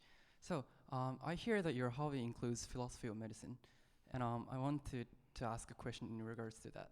So in the lecture, you mentioned about like fixing a car, which will be like which will have to like take a different ways after the 3rd revolution of medicine. So after that, the like implementation of the treatment for diseases will also have independent ethical issues, correct? So but even now, like when things are not like complicated, but we only like buy the new cars, there are some problems that we cannot solve, like the one you raised in the lecture, like the selection of the embryo or like gene manipulation, like CRISPR-Cas9. So like my question is that like after things are more complicated in terms of ethical issues, how do we like further promote ethical discussions so that we can like precisely and accurately provide the patients with technology that of the post 3rd revolution of medicine? Yeah, it's a very interesting question, how to combine the ethical issues with the technology. I think that like humanity has always progressed step by step. We cannot eat, the whole meal in one piece. We need to bring the cases one by one. Cases, I mean not individual cases, but to see how different countries are solving it. Japan is not Israel, and Israel is not the Vatican, and the Vatican is not Brazil. In Catholic religion, there will be other issues, historical issues, traditional issues, and so on and so forth. And I think that we need to move step by step. In the ethical issues, as I mentioned, there are two problems. One is the price, that it's not accessible to everybody, and the other one is the secrecy, the privacy. And each of them is very different. So the price is mostly an issue of the government and the regulation of the pharma company. The information security, we don't have a magic, we need the computational experts, the computer experts to develop technologies in order to prevent hacking, but the other side, the hackers are also very smart, so they know their ways. So we have to prevent it, but we see in Israel from time to time, the Iranians are trying all the time to get into our university because we have Department of Aeronautics, we have a Department of Nuclear Physics, and so on and so forth. So they are very much interested in what we are doing, and we are trying to hide it. So it's very difficult. You will find it even for me. Being in Japan now, it's extremely difficult to get into my library in the university. I have to go through number of steps so the server in my university will identify me. So it's a constant fight. So that's the ethic issues. Even the technology is developing in front of our eyes. So in 2020, the Nobel Prize was for CRISPR-Cas, but it turned out that CRISPR-Cas has a lot of off-target. You're trying to correct one gene, but at the same time, you're touching other genes that you don't want to touch. So now there is another method that is called base editing. So things are changing very, very quickly. We are still not stable in the development of the technology. What was true in the morning is not true in the afternoon already. So we need to slow down. We are people, don't forget. At the end of the day, this is probably one of the most important elements that I failed to remind you. We are not about technology. We are about people. We are about people. People are sick, and sick people are very sensitive. Think about somebody that yesterday was kind of healthy, and today he knows that he has a brain tumor, or pancreatic cancer, or heart problem, or whatever. And they also it takes time for them, for the family, and the implication of diseases are huge on working, on income, on salary, on handling the family, and so on and so forth. We cannot, rush with the technology and push it like an elephant in a China store. So we need to be very slow because the subject is very sensitive. We didn't still change our feelings as human beings. We love, we hate, we have economic problems, and so on and so forth. So the technology is running forward, and we have to be very careful in adaptation of the technology to the subject. So all this, if I have to answer you in one word, slow down. Okay, thank you. So Yoko, do you have additional questions? No? I'm interested in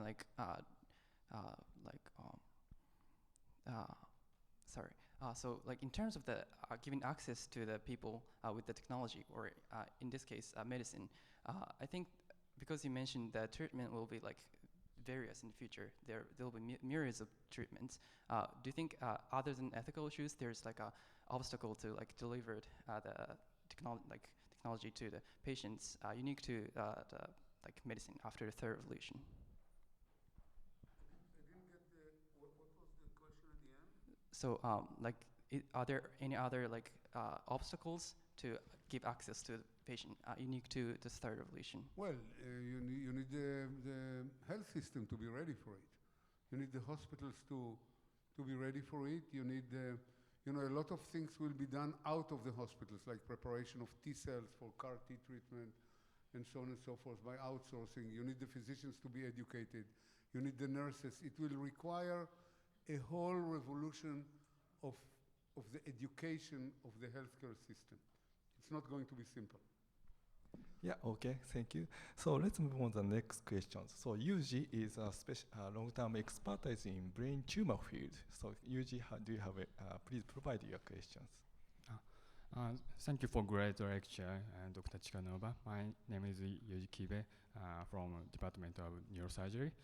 I do research on malignant brain tumor, and my question is about personalized medicine for cancer. We often analyze the genome of tumor tissues using next generation sequencing, and we get enormous information of tumor. And we can make precise diagnosis using the information about specific gene mutation, molecular alterations. But however, unfortunately, in many cases, there are no drug candidate for specific gene mutations other than conventional chemotherapy or radiotherapy. So I think the development of drug does not keep up with the development of analyze technology. So we need the next revolution of development of drug.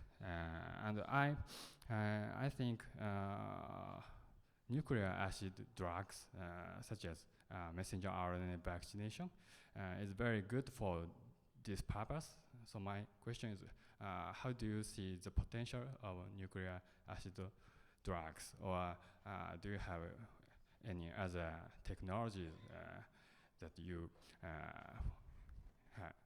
expect? Yeah, let me just answer it briefly in two pieces.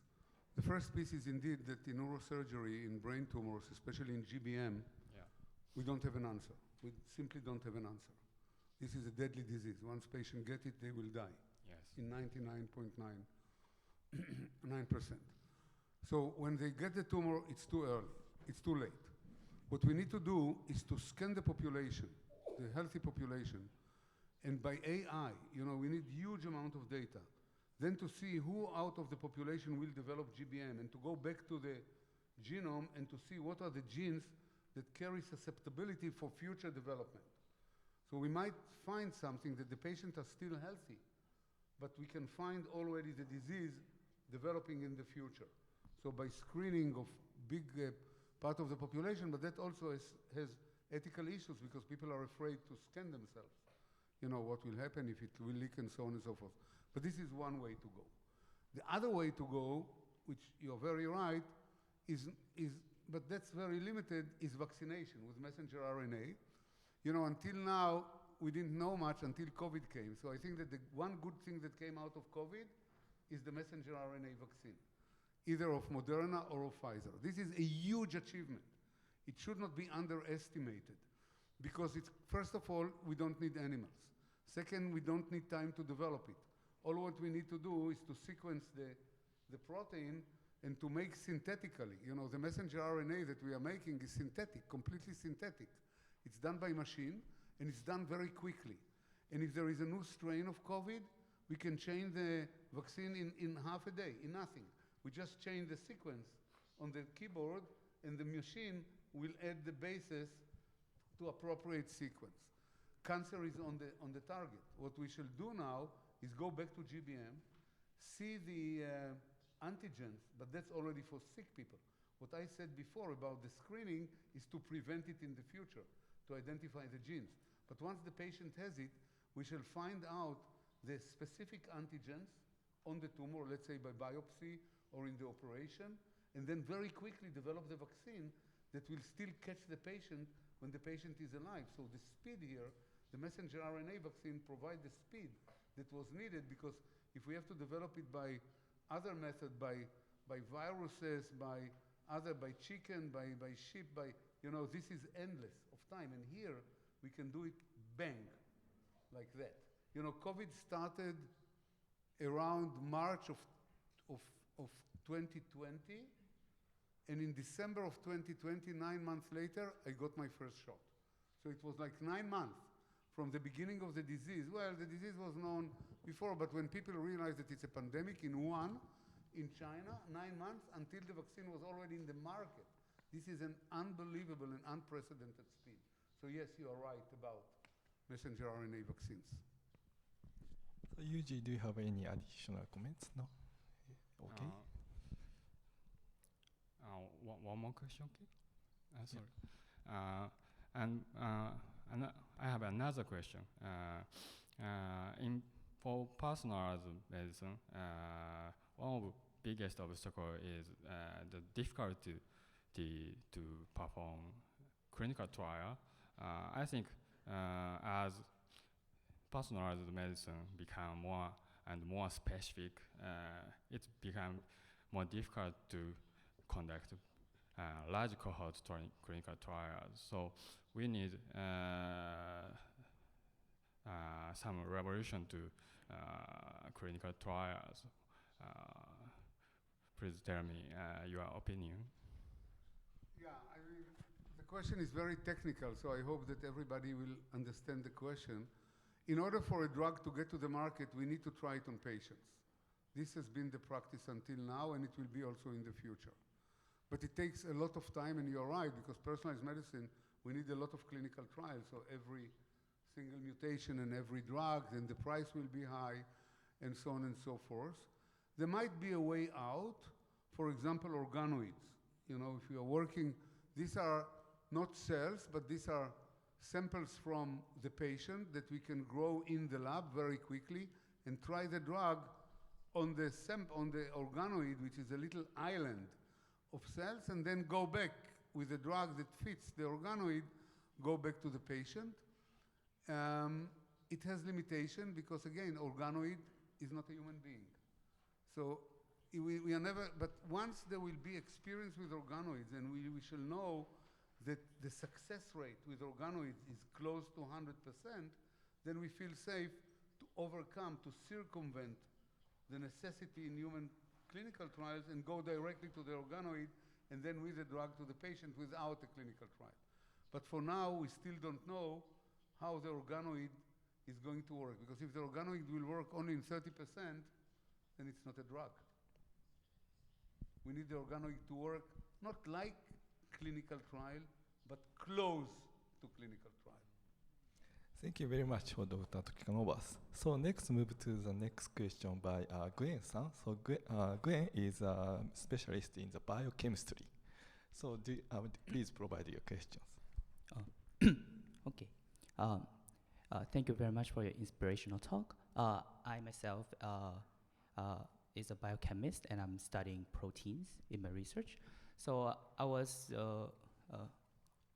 reading through your Nobel Prize discovery of the protein ubiquitin, and I read your background story of discovering the protein too, and I myself related to some of your background stories. So as you know, the field of biochemistry has transformed totally in the past few decades with many new techniques to study proteins. So my question is that, do you have any advice for students who are doing research in biochemistry? Like, what should we keep in mind while studying these proteins? Yeah, that's a very good question. I am a biochemist myself. Biochemistry is the chemistry of the bio, so it's chemistry at the end of the day. It doesn't differ at all from chemistry. The principle, the bonds, the energy, everything is the same, except that it's dealing with the life, you know, the chemistry of life. That's the only difference. Therefore, I believe that we got the Nobel Prize in chemistry, though we could get it also in medicine. But I love biochemistry because it's so elegant, it's so beautiful, it's really amazing. But it's true, the method changed, but not the beauty and the principles. So now, I remember that when I purified the protein, I went to the slaughterhouse and bought 5 kilo of liver. And out of the 5 kilo of liver, I went to the blood bank and took 5 liters of blood, and out of it I got half a milligram of a pure protein. Nowadays, you can take the DNA, the cDNA, and make half a kilo of the protein overnight. So the method changed, but not the questions and not the beauty. So you still need to take the purified protein, go to the test tube, put it into the reaction, understand the mechanism of the reaction, what happens in the reaction, how the cascade of ubiquitination works, because ubiquitination is a very complex process. It needs enzyme 1 and enzyme 2 and enzyme 3 and so on and so forth. So I think that methodology, people are mesmerized by methods, and methods are nice, but they are not telling you the story. The story is being told by nature. Nature is the story, not the method that we are developing in order to study. So we have microscopy today, of course. We can follow molecules by looking at super resolution microscopy.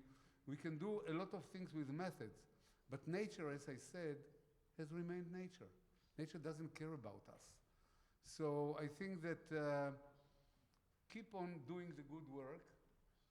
The advice that I can give you is the advice that I gave myself. Always work with very good people. I was lucky to work with very good mentors. Actually, my Nobel Prize is my PhD.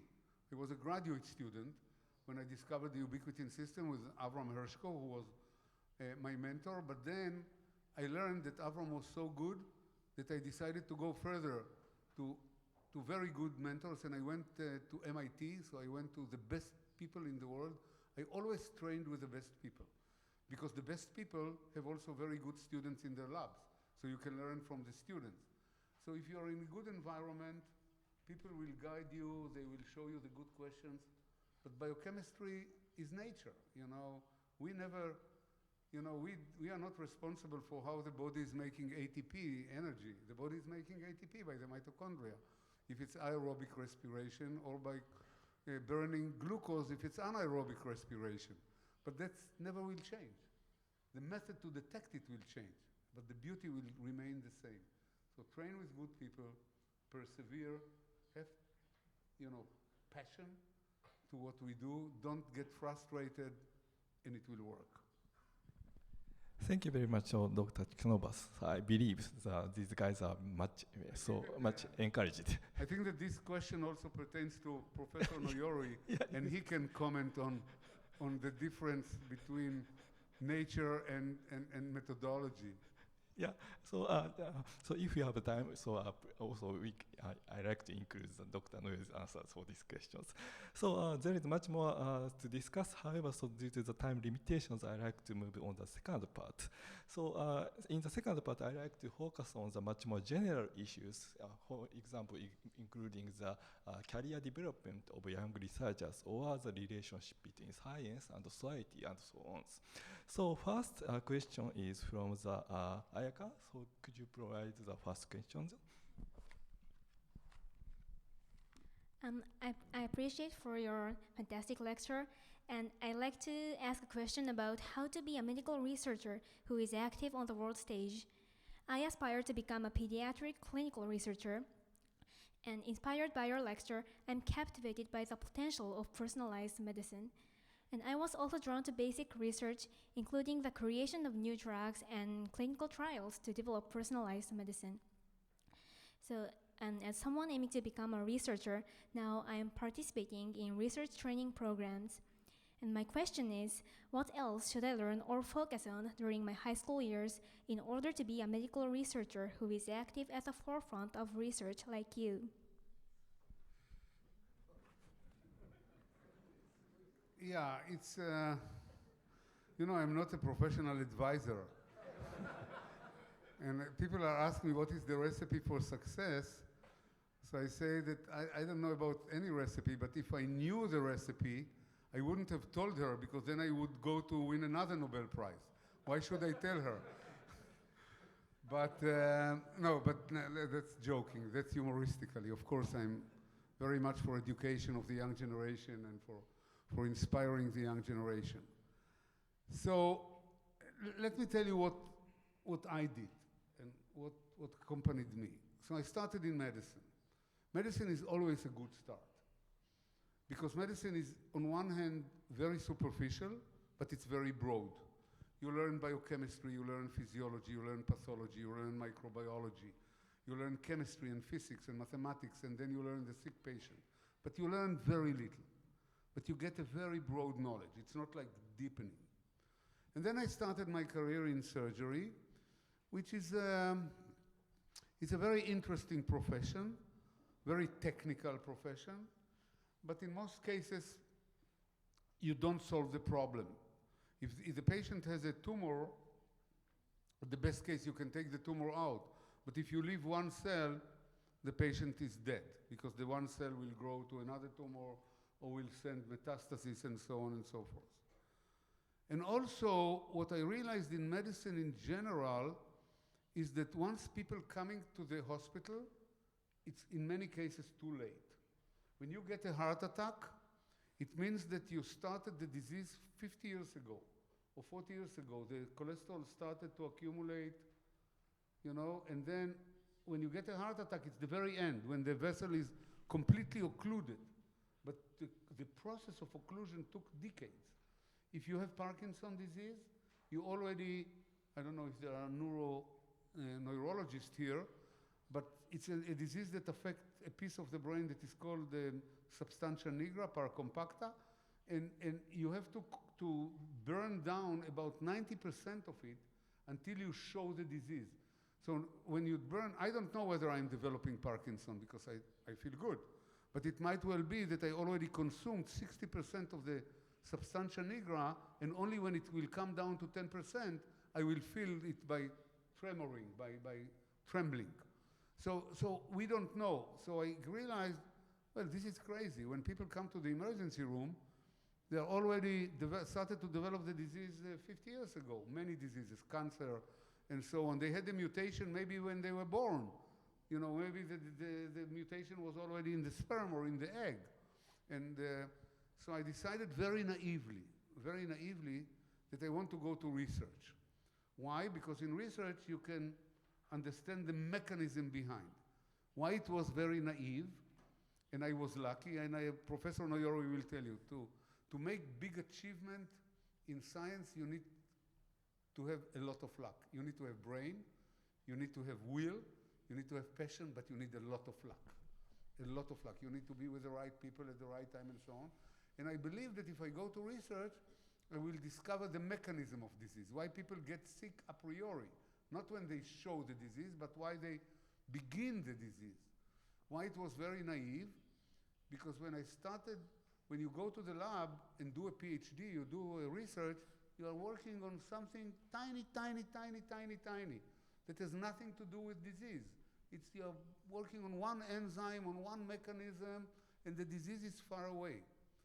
But nevertheless, I said, I will continue because it's interesting, and I was lucky enough, after 50 or 60 years, to be in a position that the discovery that I made indeed impacted the lives of people, and many drugs were developed, and so on and so forth. So I think that my answer to you is go after what you are excited, what really makes you happy. You know, I'm 76 years old now. I have a very active laboratory. Every day that Uwe doesn't bother me, I go to my laboratory. I have excellent students, and every day is like the first day. I'm surrounded by young, talented people, much more talented than I am, because they read a lot, and they come with ideas, and we discuss the idea, and so on and so forth, and I'm very much excited about it. So I think that the most important thing in science is to be excited, to love it, to be passionate about it. Once you are passionate about it, your success is guaranteed. So it doesn't matter, you know, if you're in pediatric research, you know, there are genetic diseases, there are disorders of movement. Many children are suffering from disorders of movement. Mental retardation, you know, is a huge problem in pediatrics, huge problem. Autism, huge problem, affecting millions of kids worldwide. So wherever you go, you will find something interesting. But then it will depend on you to really push for it. So it doesn't matter whether I'll tell you, okay, work on the finger or work on this disease. It doesn't matter. It really is because things are changing, technology changing, diagnostics changing, prognostics changing, everything is changing. Go with good people to good institution and be excited. That's the best advice I can give you. Thank you so much. Thank you very much, Dr. Ciechanover.そう、野頼先生、上条さんは、小児科の研究者を志している一方で、基礎研究にも興味があるということなんですけれども、いわばいわゆる最強の研究の大先輩として、高校時代から心がけておくようなことというのがありましたら、ちょっと意見をいただけますでしょうか。一人でね、できることっていうのは限られてるんですよね。やっぱりいろんな人と交わることによって、自分の知識が生きていくということがあるんで、一言だけ言うと、いい友達をたくさん作ることですね。それ非常に大事だと思います。これ頃生徒さんたちが入学試験とかそういうのが準備で忙しくてですね、友達と一緒に遊ぶそういう時間がなくなっているんじゃないかと思います。ぜひですね、いい友達を作ってください。できれば国内だけでなくて外国にもいい友達を作ることをこれから心がけてもらえばと思います。野頼先生、どうもありがとうございます。Let's move on to the next question. So next questioner is Dr. Yuki Maeda. He is a very young and but also especially talented researcher. So Yuki, provide your questions. Okay, thank you. My name is Yuki Maeda. I'm a basic researcher at the Nagoya University Graduate School of Medicine. So I'm very glad to meet and ask such a great basic researcher, and I enjoy your talk very much. So from your talk, while the development of medicine has been remarkable, but there are many research which didn't lead to new drug and new therapies. So we basic researcher would like to elucidate the nature of diseases and develop new treatment. And but I feel as a medical doctor, I feel the difficulty of applying such study to clinical stage. So my question is, what is necessary to initiate new drug and new treatment? So any advice for young scientists? Again, I can relate to it only from my own experience. All my life I did basic science, and then we discovered that the basic science that we are doing is related to medicine. So there are, we discovered a system called the ubiquitin system. I will not go into it.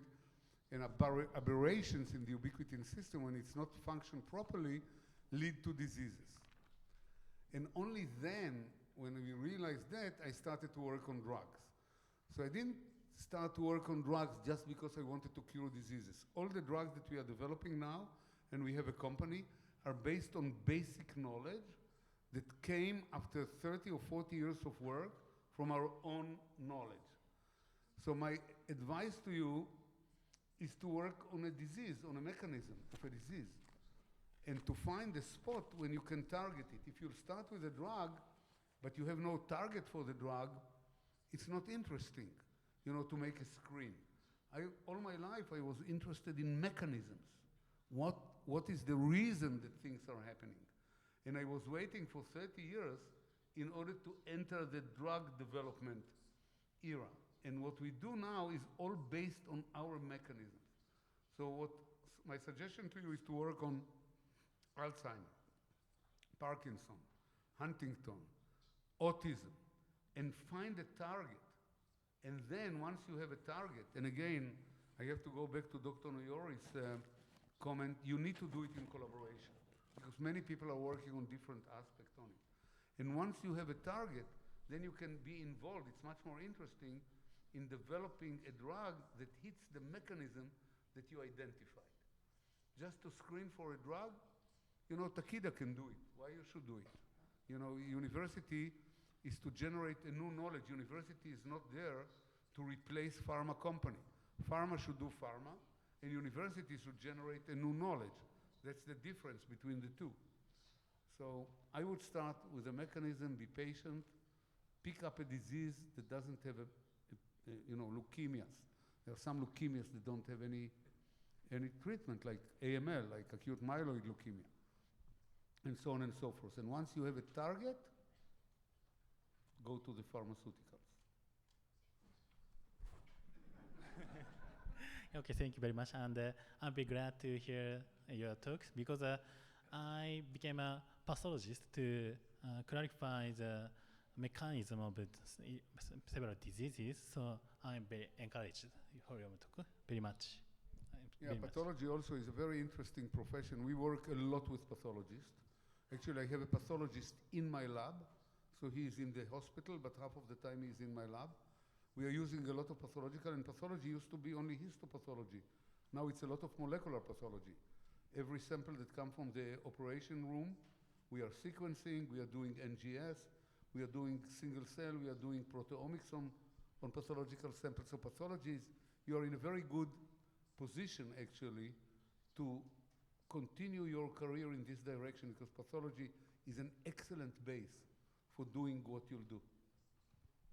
Thank you, Dr. Ciechanover. So, 次は日本語でいきたいと思います。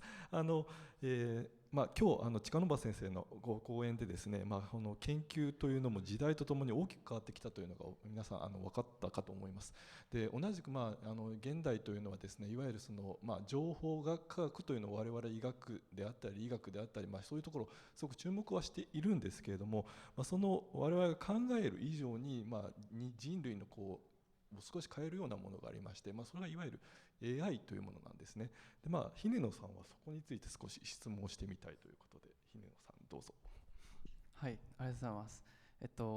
なんか高校生として暮らしてなんか漠然とメディアとかを見てると、なんかその生成 AI とかの出現でなんていうかこれからもなんかそのまさになんかノーベル賞につながるようななんか独創的な考えっていうのがより重宝されていくのかなっていうのを漠然と考えている人が多いと思うんですけども、ノエル先生はなんていうかその将来のこのなんていうかアカデミアに期待されることってどのように変わっていくのかなっていうのと、あと高校生としてはそれをどのようにしたら達成できるのかなっていうのが疑問です。そうですね、先ほどチカノバー先生もおっしゃいましたけども、やっぱり好奇心っていうのがやっぱり創造の源だろうと思います。で、そしてやっぱりアカデミアの研究者はですね、やっぱり自己決定権っていいますか、それとやっぱり批判精神、これをやっぱり堅持しなければいけないと思うんですね。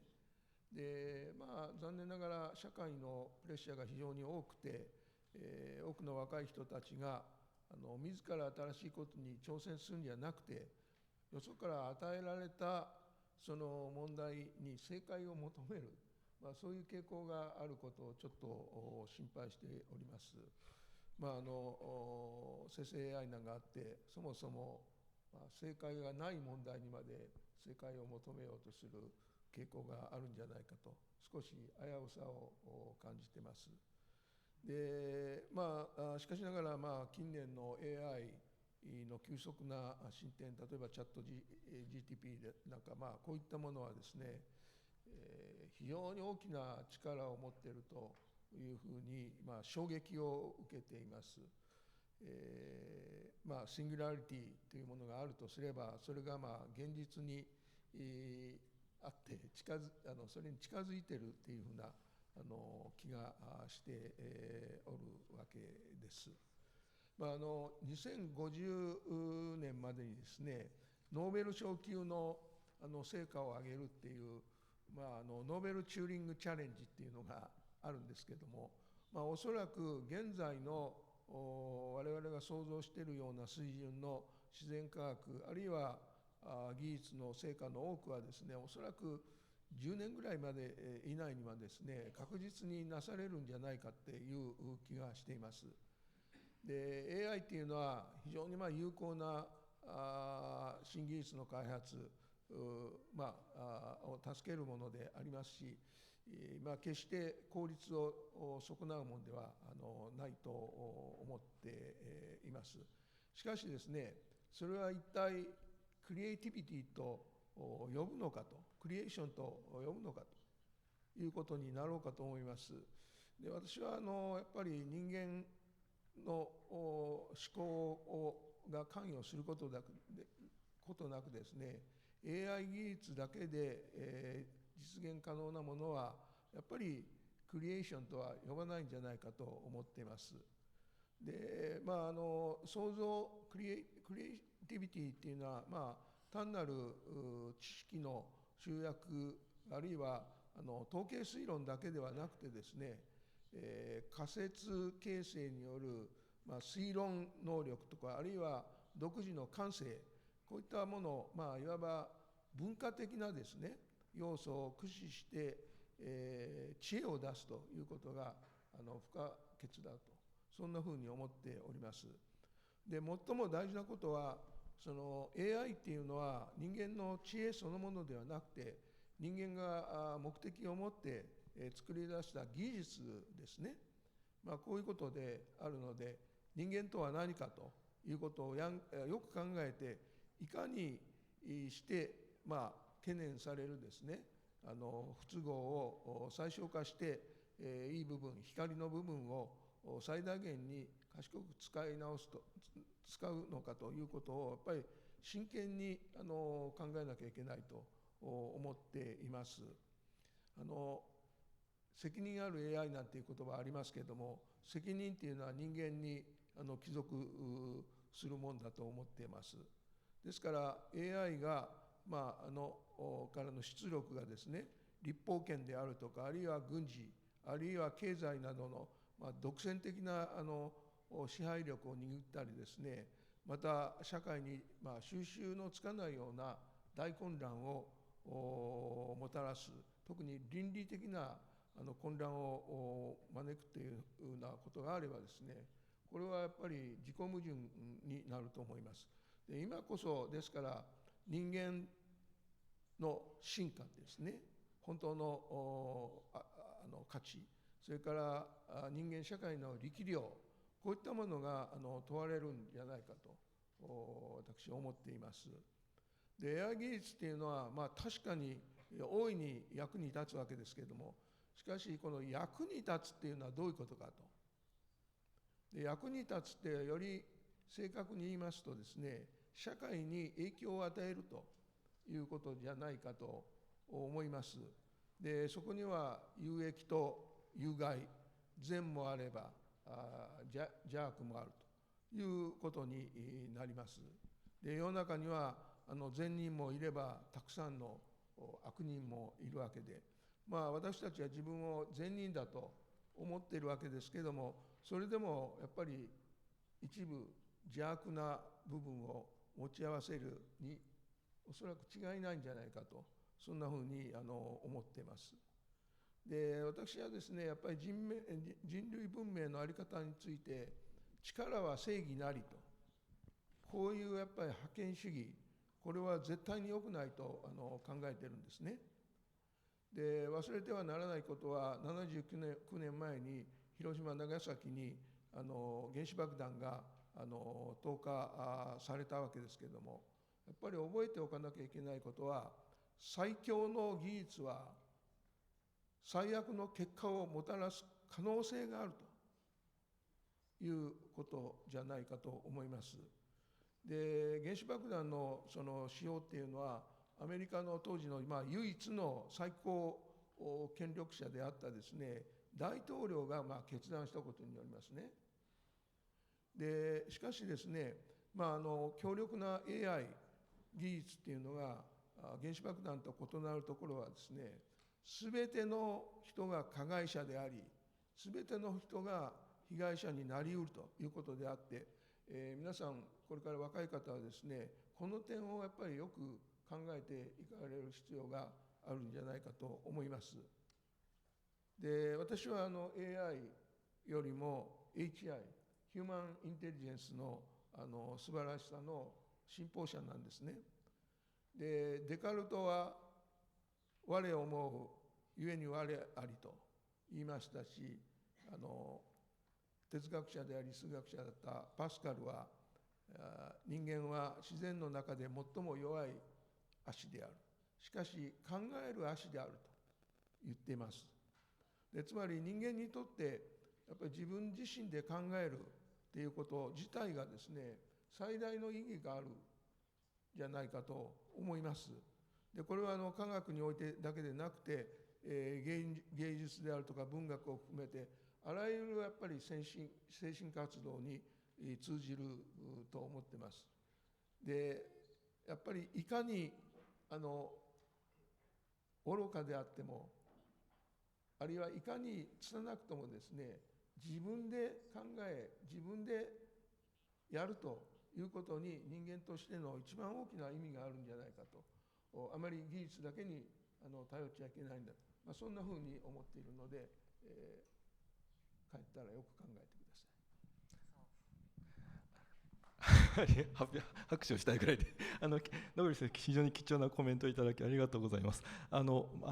先ほどのもう少し前の質問でチカノーバ先生がスローダウンという言葉がありましたけれども、おそらくそういうところとやはり相通ずるものかなと思いました。で、お二人のコメントを聞いてまして、私も少し思い出したんですが、チカノーバ先生はですね、 MIT アメリカのボストンにある MIT の5年間おられたんですけれども、実は私も同じところに6年間おりまして、で実は私の先生もフィリップ・シャープという今日セントラルドグマでできたノーベル賞の先生なんですが、彼がよく言ってたのもテイカータイムっていうのを僕にしょっちゅう言ってたんですね。これはよく考える、ゆっくり考える、時間をかけて集中して考えるということを何度も言ってたので、やはり皆さん言うことは考えていることは同じなのかもしれないと思いました。それでは、最後の質問ということで、グエンさんから、ノイリ先生に質問したいことがあるということなので、最後の質問を少しいきたいと思います。じゃあグエンさんお願いします。はい。私みたいに多分この会場にも他に外国人の学生だったり、研究者だったりもいらっしゃると思うんですけども、日本で働く外国籍の若手研究者に対して、先生が、期待されることがあればぜひ教えていただきたいです。お願いします。大変いい質問をしてくれてどうもありがとうございます。また日本を勉強の地に選んでくれたことを大変感謝し、また期待しています。最も大事なことはですね、あなたたちが持つその異なる文化の背景がやもすればやっぱり確一化しがちな日本人研究者たちの考え方に影響あるいは刺激を与えることだろうと思っています。で、科学界ではですね、論文あるいは教科書に記載されているようなやっぱり客観的な知識、つまりエクスプリシットナレッジっていうんですけども、これが尊重されています。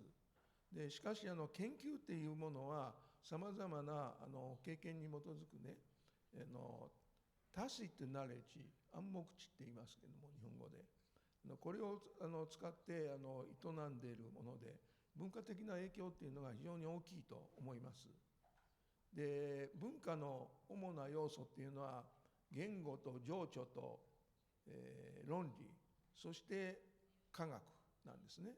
つまり自然科学っていうのは文化っていう傘の下でですねにあって、言語であるとか芸術と、不足不利なものがあります。ですから日本、イスラエル、アジア、欧州、英米の科学者はですね、やっぱりそれぞれに母語、自分の国の言葉、お母さんから習った言葉とによってですね、やっぱり深い考えを持ちながら、そして芸術的な感性を呼び起こしながら独自性のある科学をやってるんだろうと思うわけです。これ私一番信じているところなんですけども、でパストゥールは科学に国境はない、しかし科学には祖国がある言ってるんですね。でこれは私の好きな言葉で、ずっとそれを心に留めながら日本人として研究人生を送ってきました。で同時にですね、各国の研究者たちが意に合う、違ったものに合うということは非常に大きな意味があると思うので、ですね。でちなみにノーベル賞を受けた人たちっていうのはですね、平均して 4.6 箇所動いているわけです。でじっと名古屋大学にずっといるとあんまり良くないですね。そういう統計があります。でなぜねイスラエルにノーベル賞受賞者がそんなに多いのかっていうんですが、科学3賞というのは物理科学とメディシン3つあるんですけれども、20% から 25% の受賞者がですね、ユダヤ系の人なんですね。でユダヤ系の人たちの世界の人口比っていうのは 0.25% ですから、100倍ぐらいそこに濃縮されてるですね。でユダヤの方たちはさまざまな困難に遭遇しながら来られたわけですけれども、特徴を挙げれば宗教心が非常に強くて、それから自ら律してもう本当に勤勉に働いて、そして優れた教育制度によってクリエイティビティをずっと高められてきたわけですね。さらに大事なことはいろんな移動をすることによってグローバルなネットワーク、これを形成しているからだと思っています。でアメリカっていう国は最もノーベル賞が多い国なんですけれども、その受賞者の3割がですね、アングロサクソンではなくて欧州をはじめとしていろんな国から移民してきた、あるいはその子孫の人たちなんですね。日本人もだいぶその中に含まれておりますけれども、で皆さんもですね、若い方日本にずっといないでよそに行くと成果が上げられるんじゃないかと思います。でこの傾向はやっぱり理科の言葉で言うと、あるいは数学の言葉で言うと掛け算の効用って言えるんじゃないかと思います。足し算はですね、いくら足したって単位が変わらないわけですけど、掛け算すると単位が変わりますね。ですから全然違うものが生まれるっていうことです。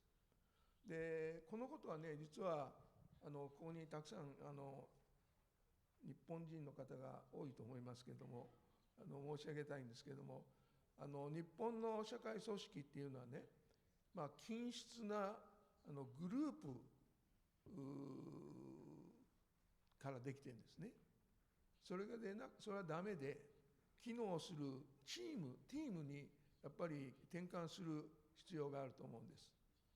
でそうでなければ社会事象がいろいろ関わってくるイノベーション、これはできません。イノベーションっていうのはいろんな違ったものの相乗効果でできるんですね。で現代社会が求める、非常に巨大なあるいは複雑な課題っていうのは、多様な人が集まって競争、共づくりをしなければなかなかできないということです。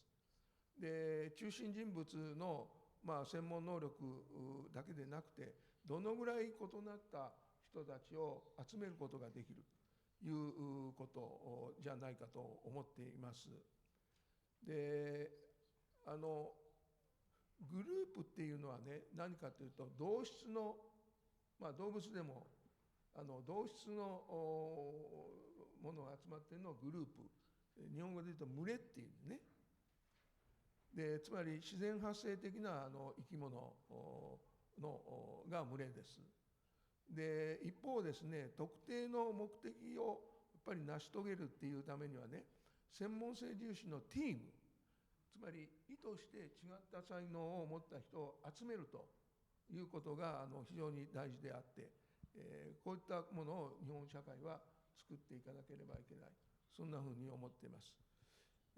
我が国もうあまり時間が残ってないんじゃないかと思うんで、皆さんもよくこのことを考えられればと思っております。ぜひ頑張って、あなたのために、また日本の科学のために、頑張ってほしいと思います。ありがとうございます。野入先生、ありがとうございました。グエンさん、グローバルに活躍してくださいと言いつつ、日本の中では名古屋大学をよろしくお願いいたします。それでは、あと5分ほど時間がありますので、ここで先ほど一番最初に申しましたオーディエンスの方から、1つか2つ質問をいきたいと思います。もし、近野先生に質問があるという方は、もしよければ挙手をしていただけますでしょうか。いかがでしょうか。出てきましたね。じゃあ、最初にいたので、その方、マイクをいけますかね。お名前と質問をお願いします。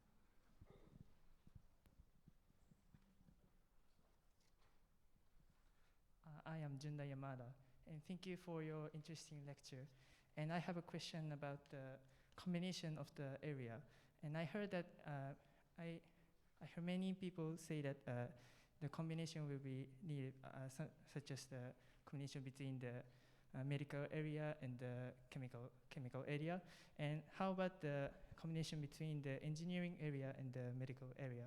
For example, I thought AI can be used as a medical subject instead of the mice or some other subjects. So is there will it happen in the future, or is it happening now? I like to ask that. Yeah, it's a very good question. I hope it's happening now. All the big achievements, I didn't have time to talk about it during my talk, but if you think of the big achievements in medicine in recent years are belonging to engineering. Think about CAT scan, think about MRI, think about little cameras, think about catheterization. That you can go, actually today you can replace a heart valve in 20 minutes with no operation by putting a folded valve, in a catheter, putting it via the iliac artery or via the brachial artery, going under imaging, putting it in place and open it like an umbrella and then stitch it. So it's all engineering. It's all engineering. Engineering actually dominates modern medicine. Surgery until 10 years ago, or less than 10 years ago, used to be open surgery. We have to open the abdomen. It was morbid and mortal. It was awful. Nowadays, you are doing it with fiber optics. You are putting in 4 little holes. With 2, you are putting light into the abdomen and air, and with 2, you are putting your instrument. You can cut, you can stitch. Even if you have a big tumor, there is a little machine that is like a blender. You put it into the tumor, and it sucks it out. You don't have to, and the patient comes to the hospital in the morning and leaves in the evening instead of being hospitalized for 2 or 3 weeks and have a chance of 10-20% to die. So engineering, and think about MRI and functional MRI, it's all engineering. So engineering and medicine is going together. Actually, my university is an engineering school. So we have computer sciences, electric engineering, mechanical engineering, aeronautical engineering, and we have also sciences. We have physics, chemistry, and we have medicine. Actually, part of our medical doctors and medical students are coming from engineering. We are opening the gates for them. We are generating a very unique creature, a very unique professional that medicine didn't know before, an engineer who is also a physician.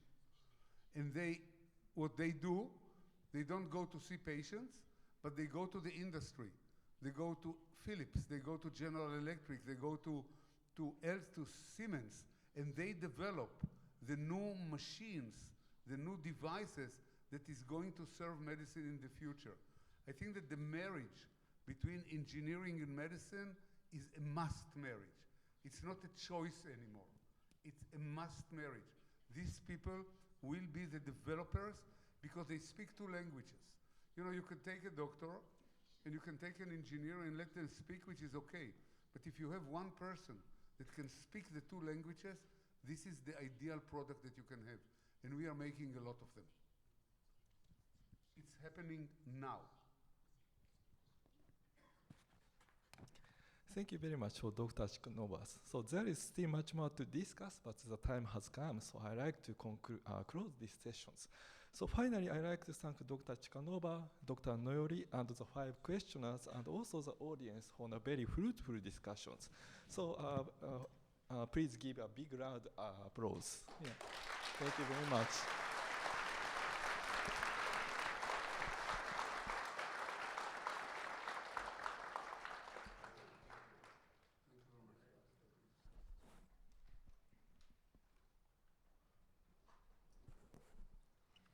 それではただいまをもちまして特別 Q&A セッションを終了したいと思います。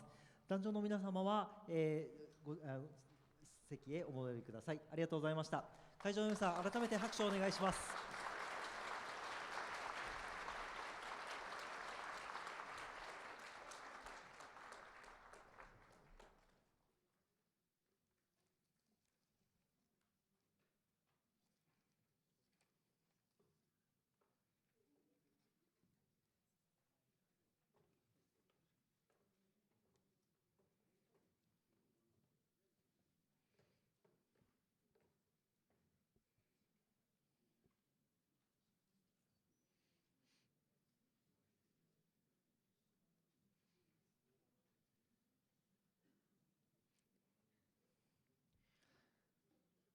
それではご来場の皆様、長らく本講演会にご参加いただきまして誠にありがとうございました。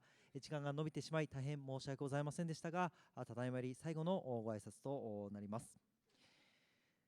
それでは改めまして最後に榊原仁高等研究院副委員長より閉会の挨拶を頂戴いたします。よろしくお願いします。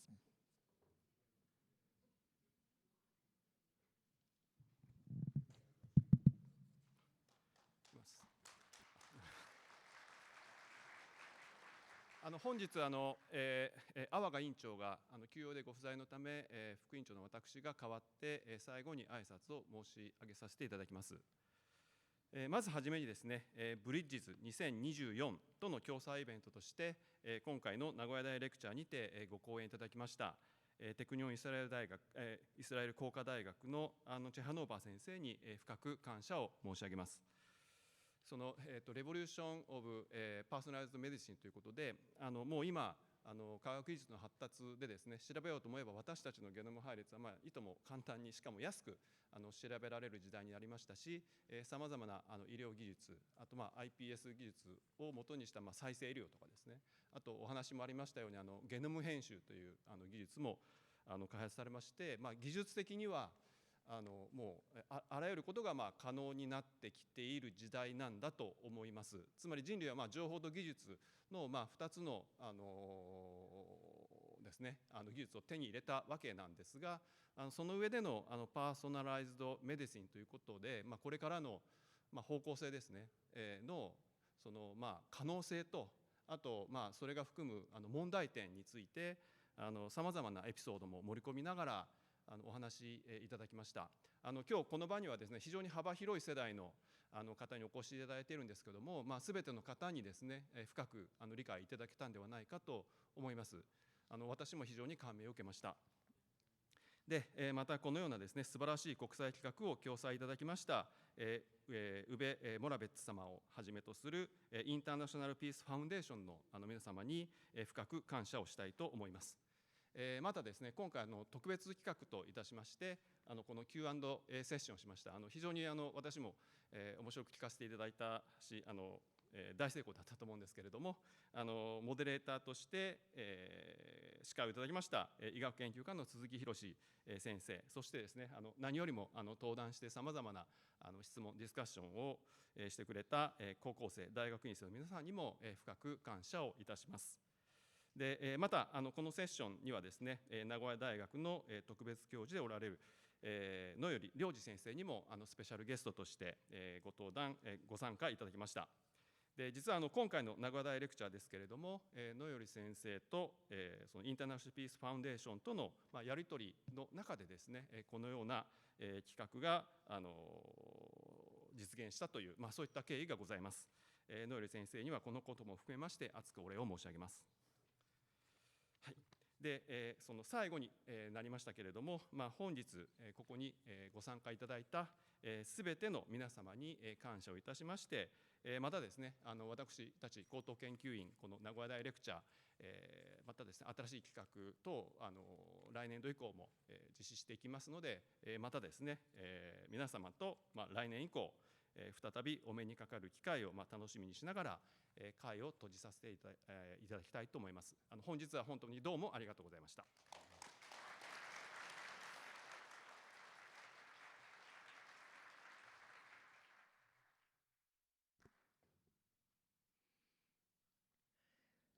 榊原先生、ありがとうございました。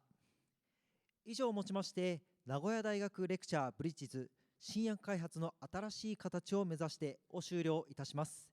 ご来場の皆様、改めましてありがとうございました。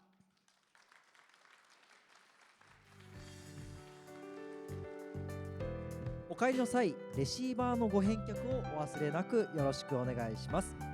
This concludes the Nagoya University Lecture Bridges, the journey to new drug development in our time. Thank you very much for coming. Please do not forget to return your receiver device when you leave. Thank you. また、一つご来場の方へお知らせいたします。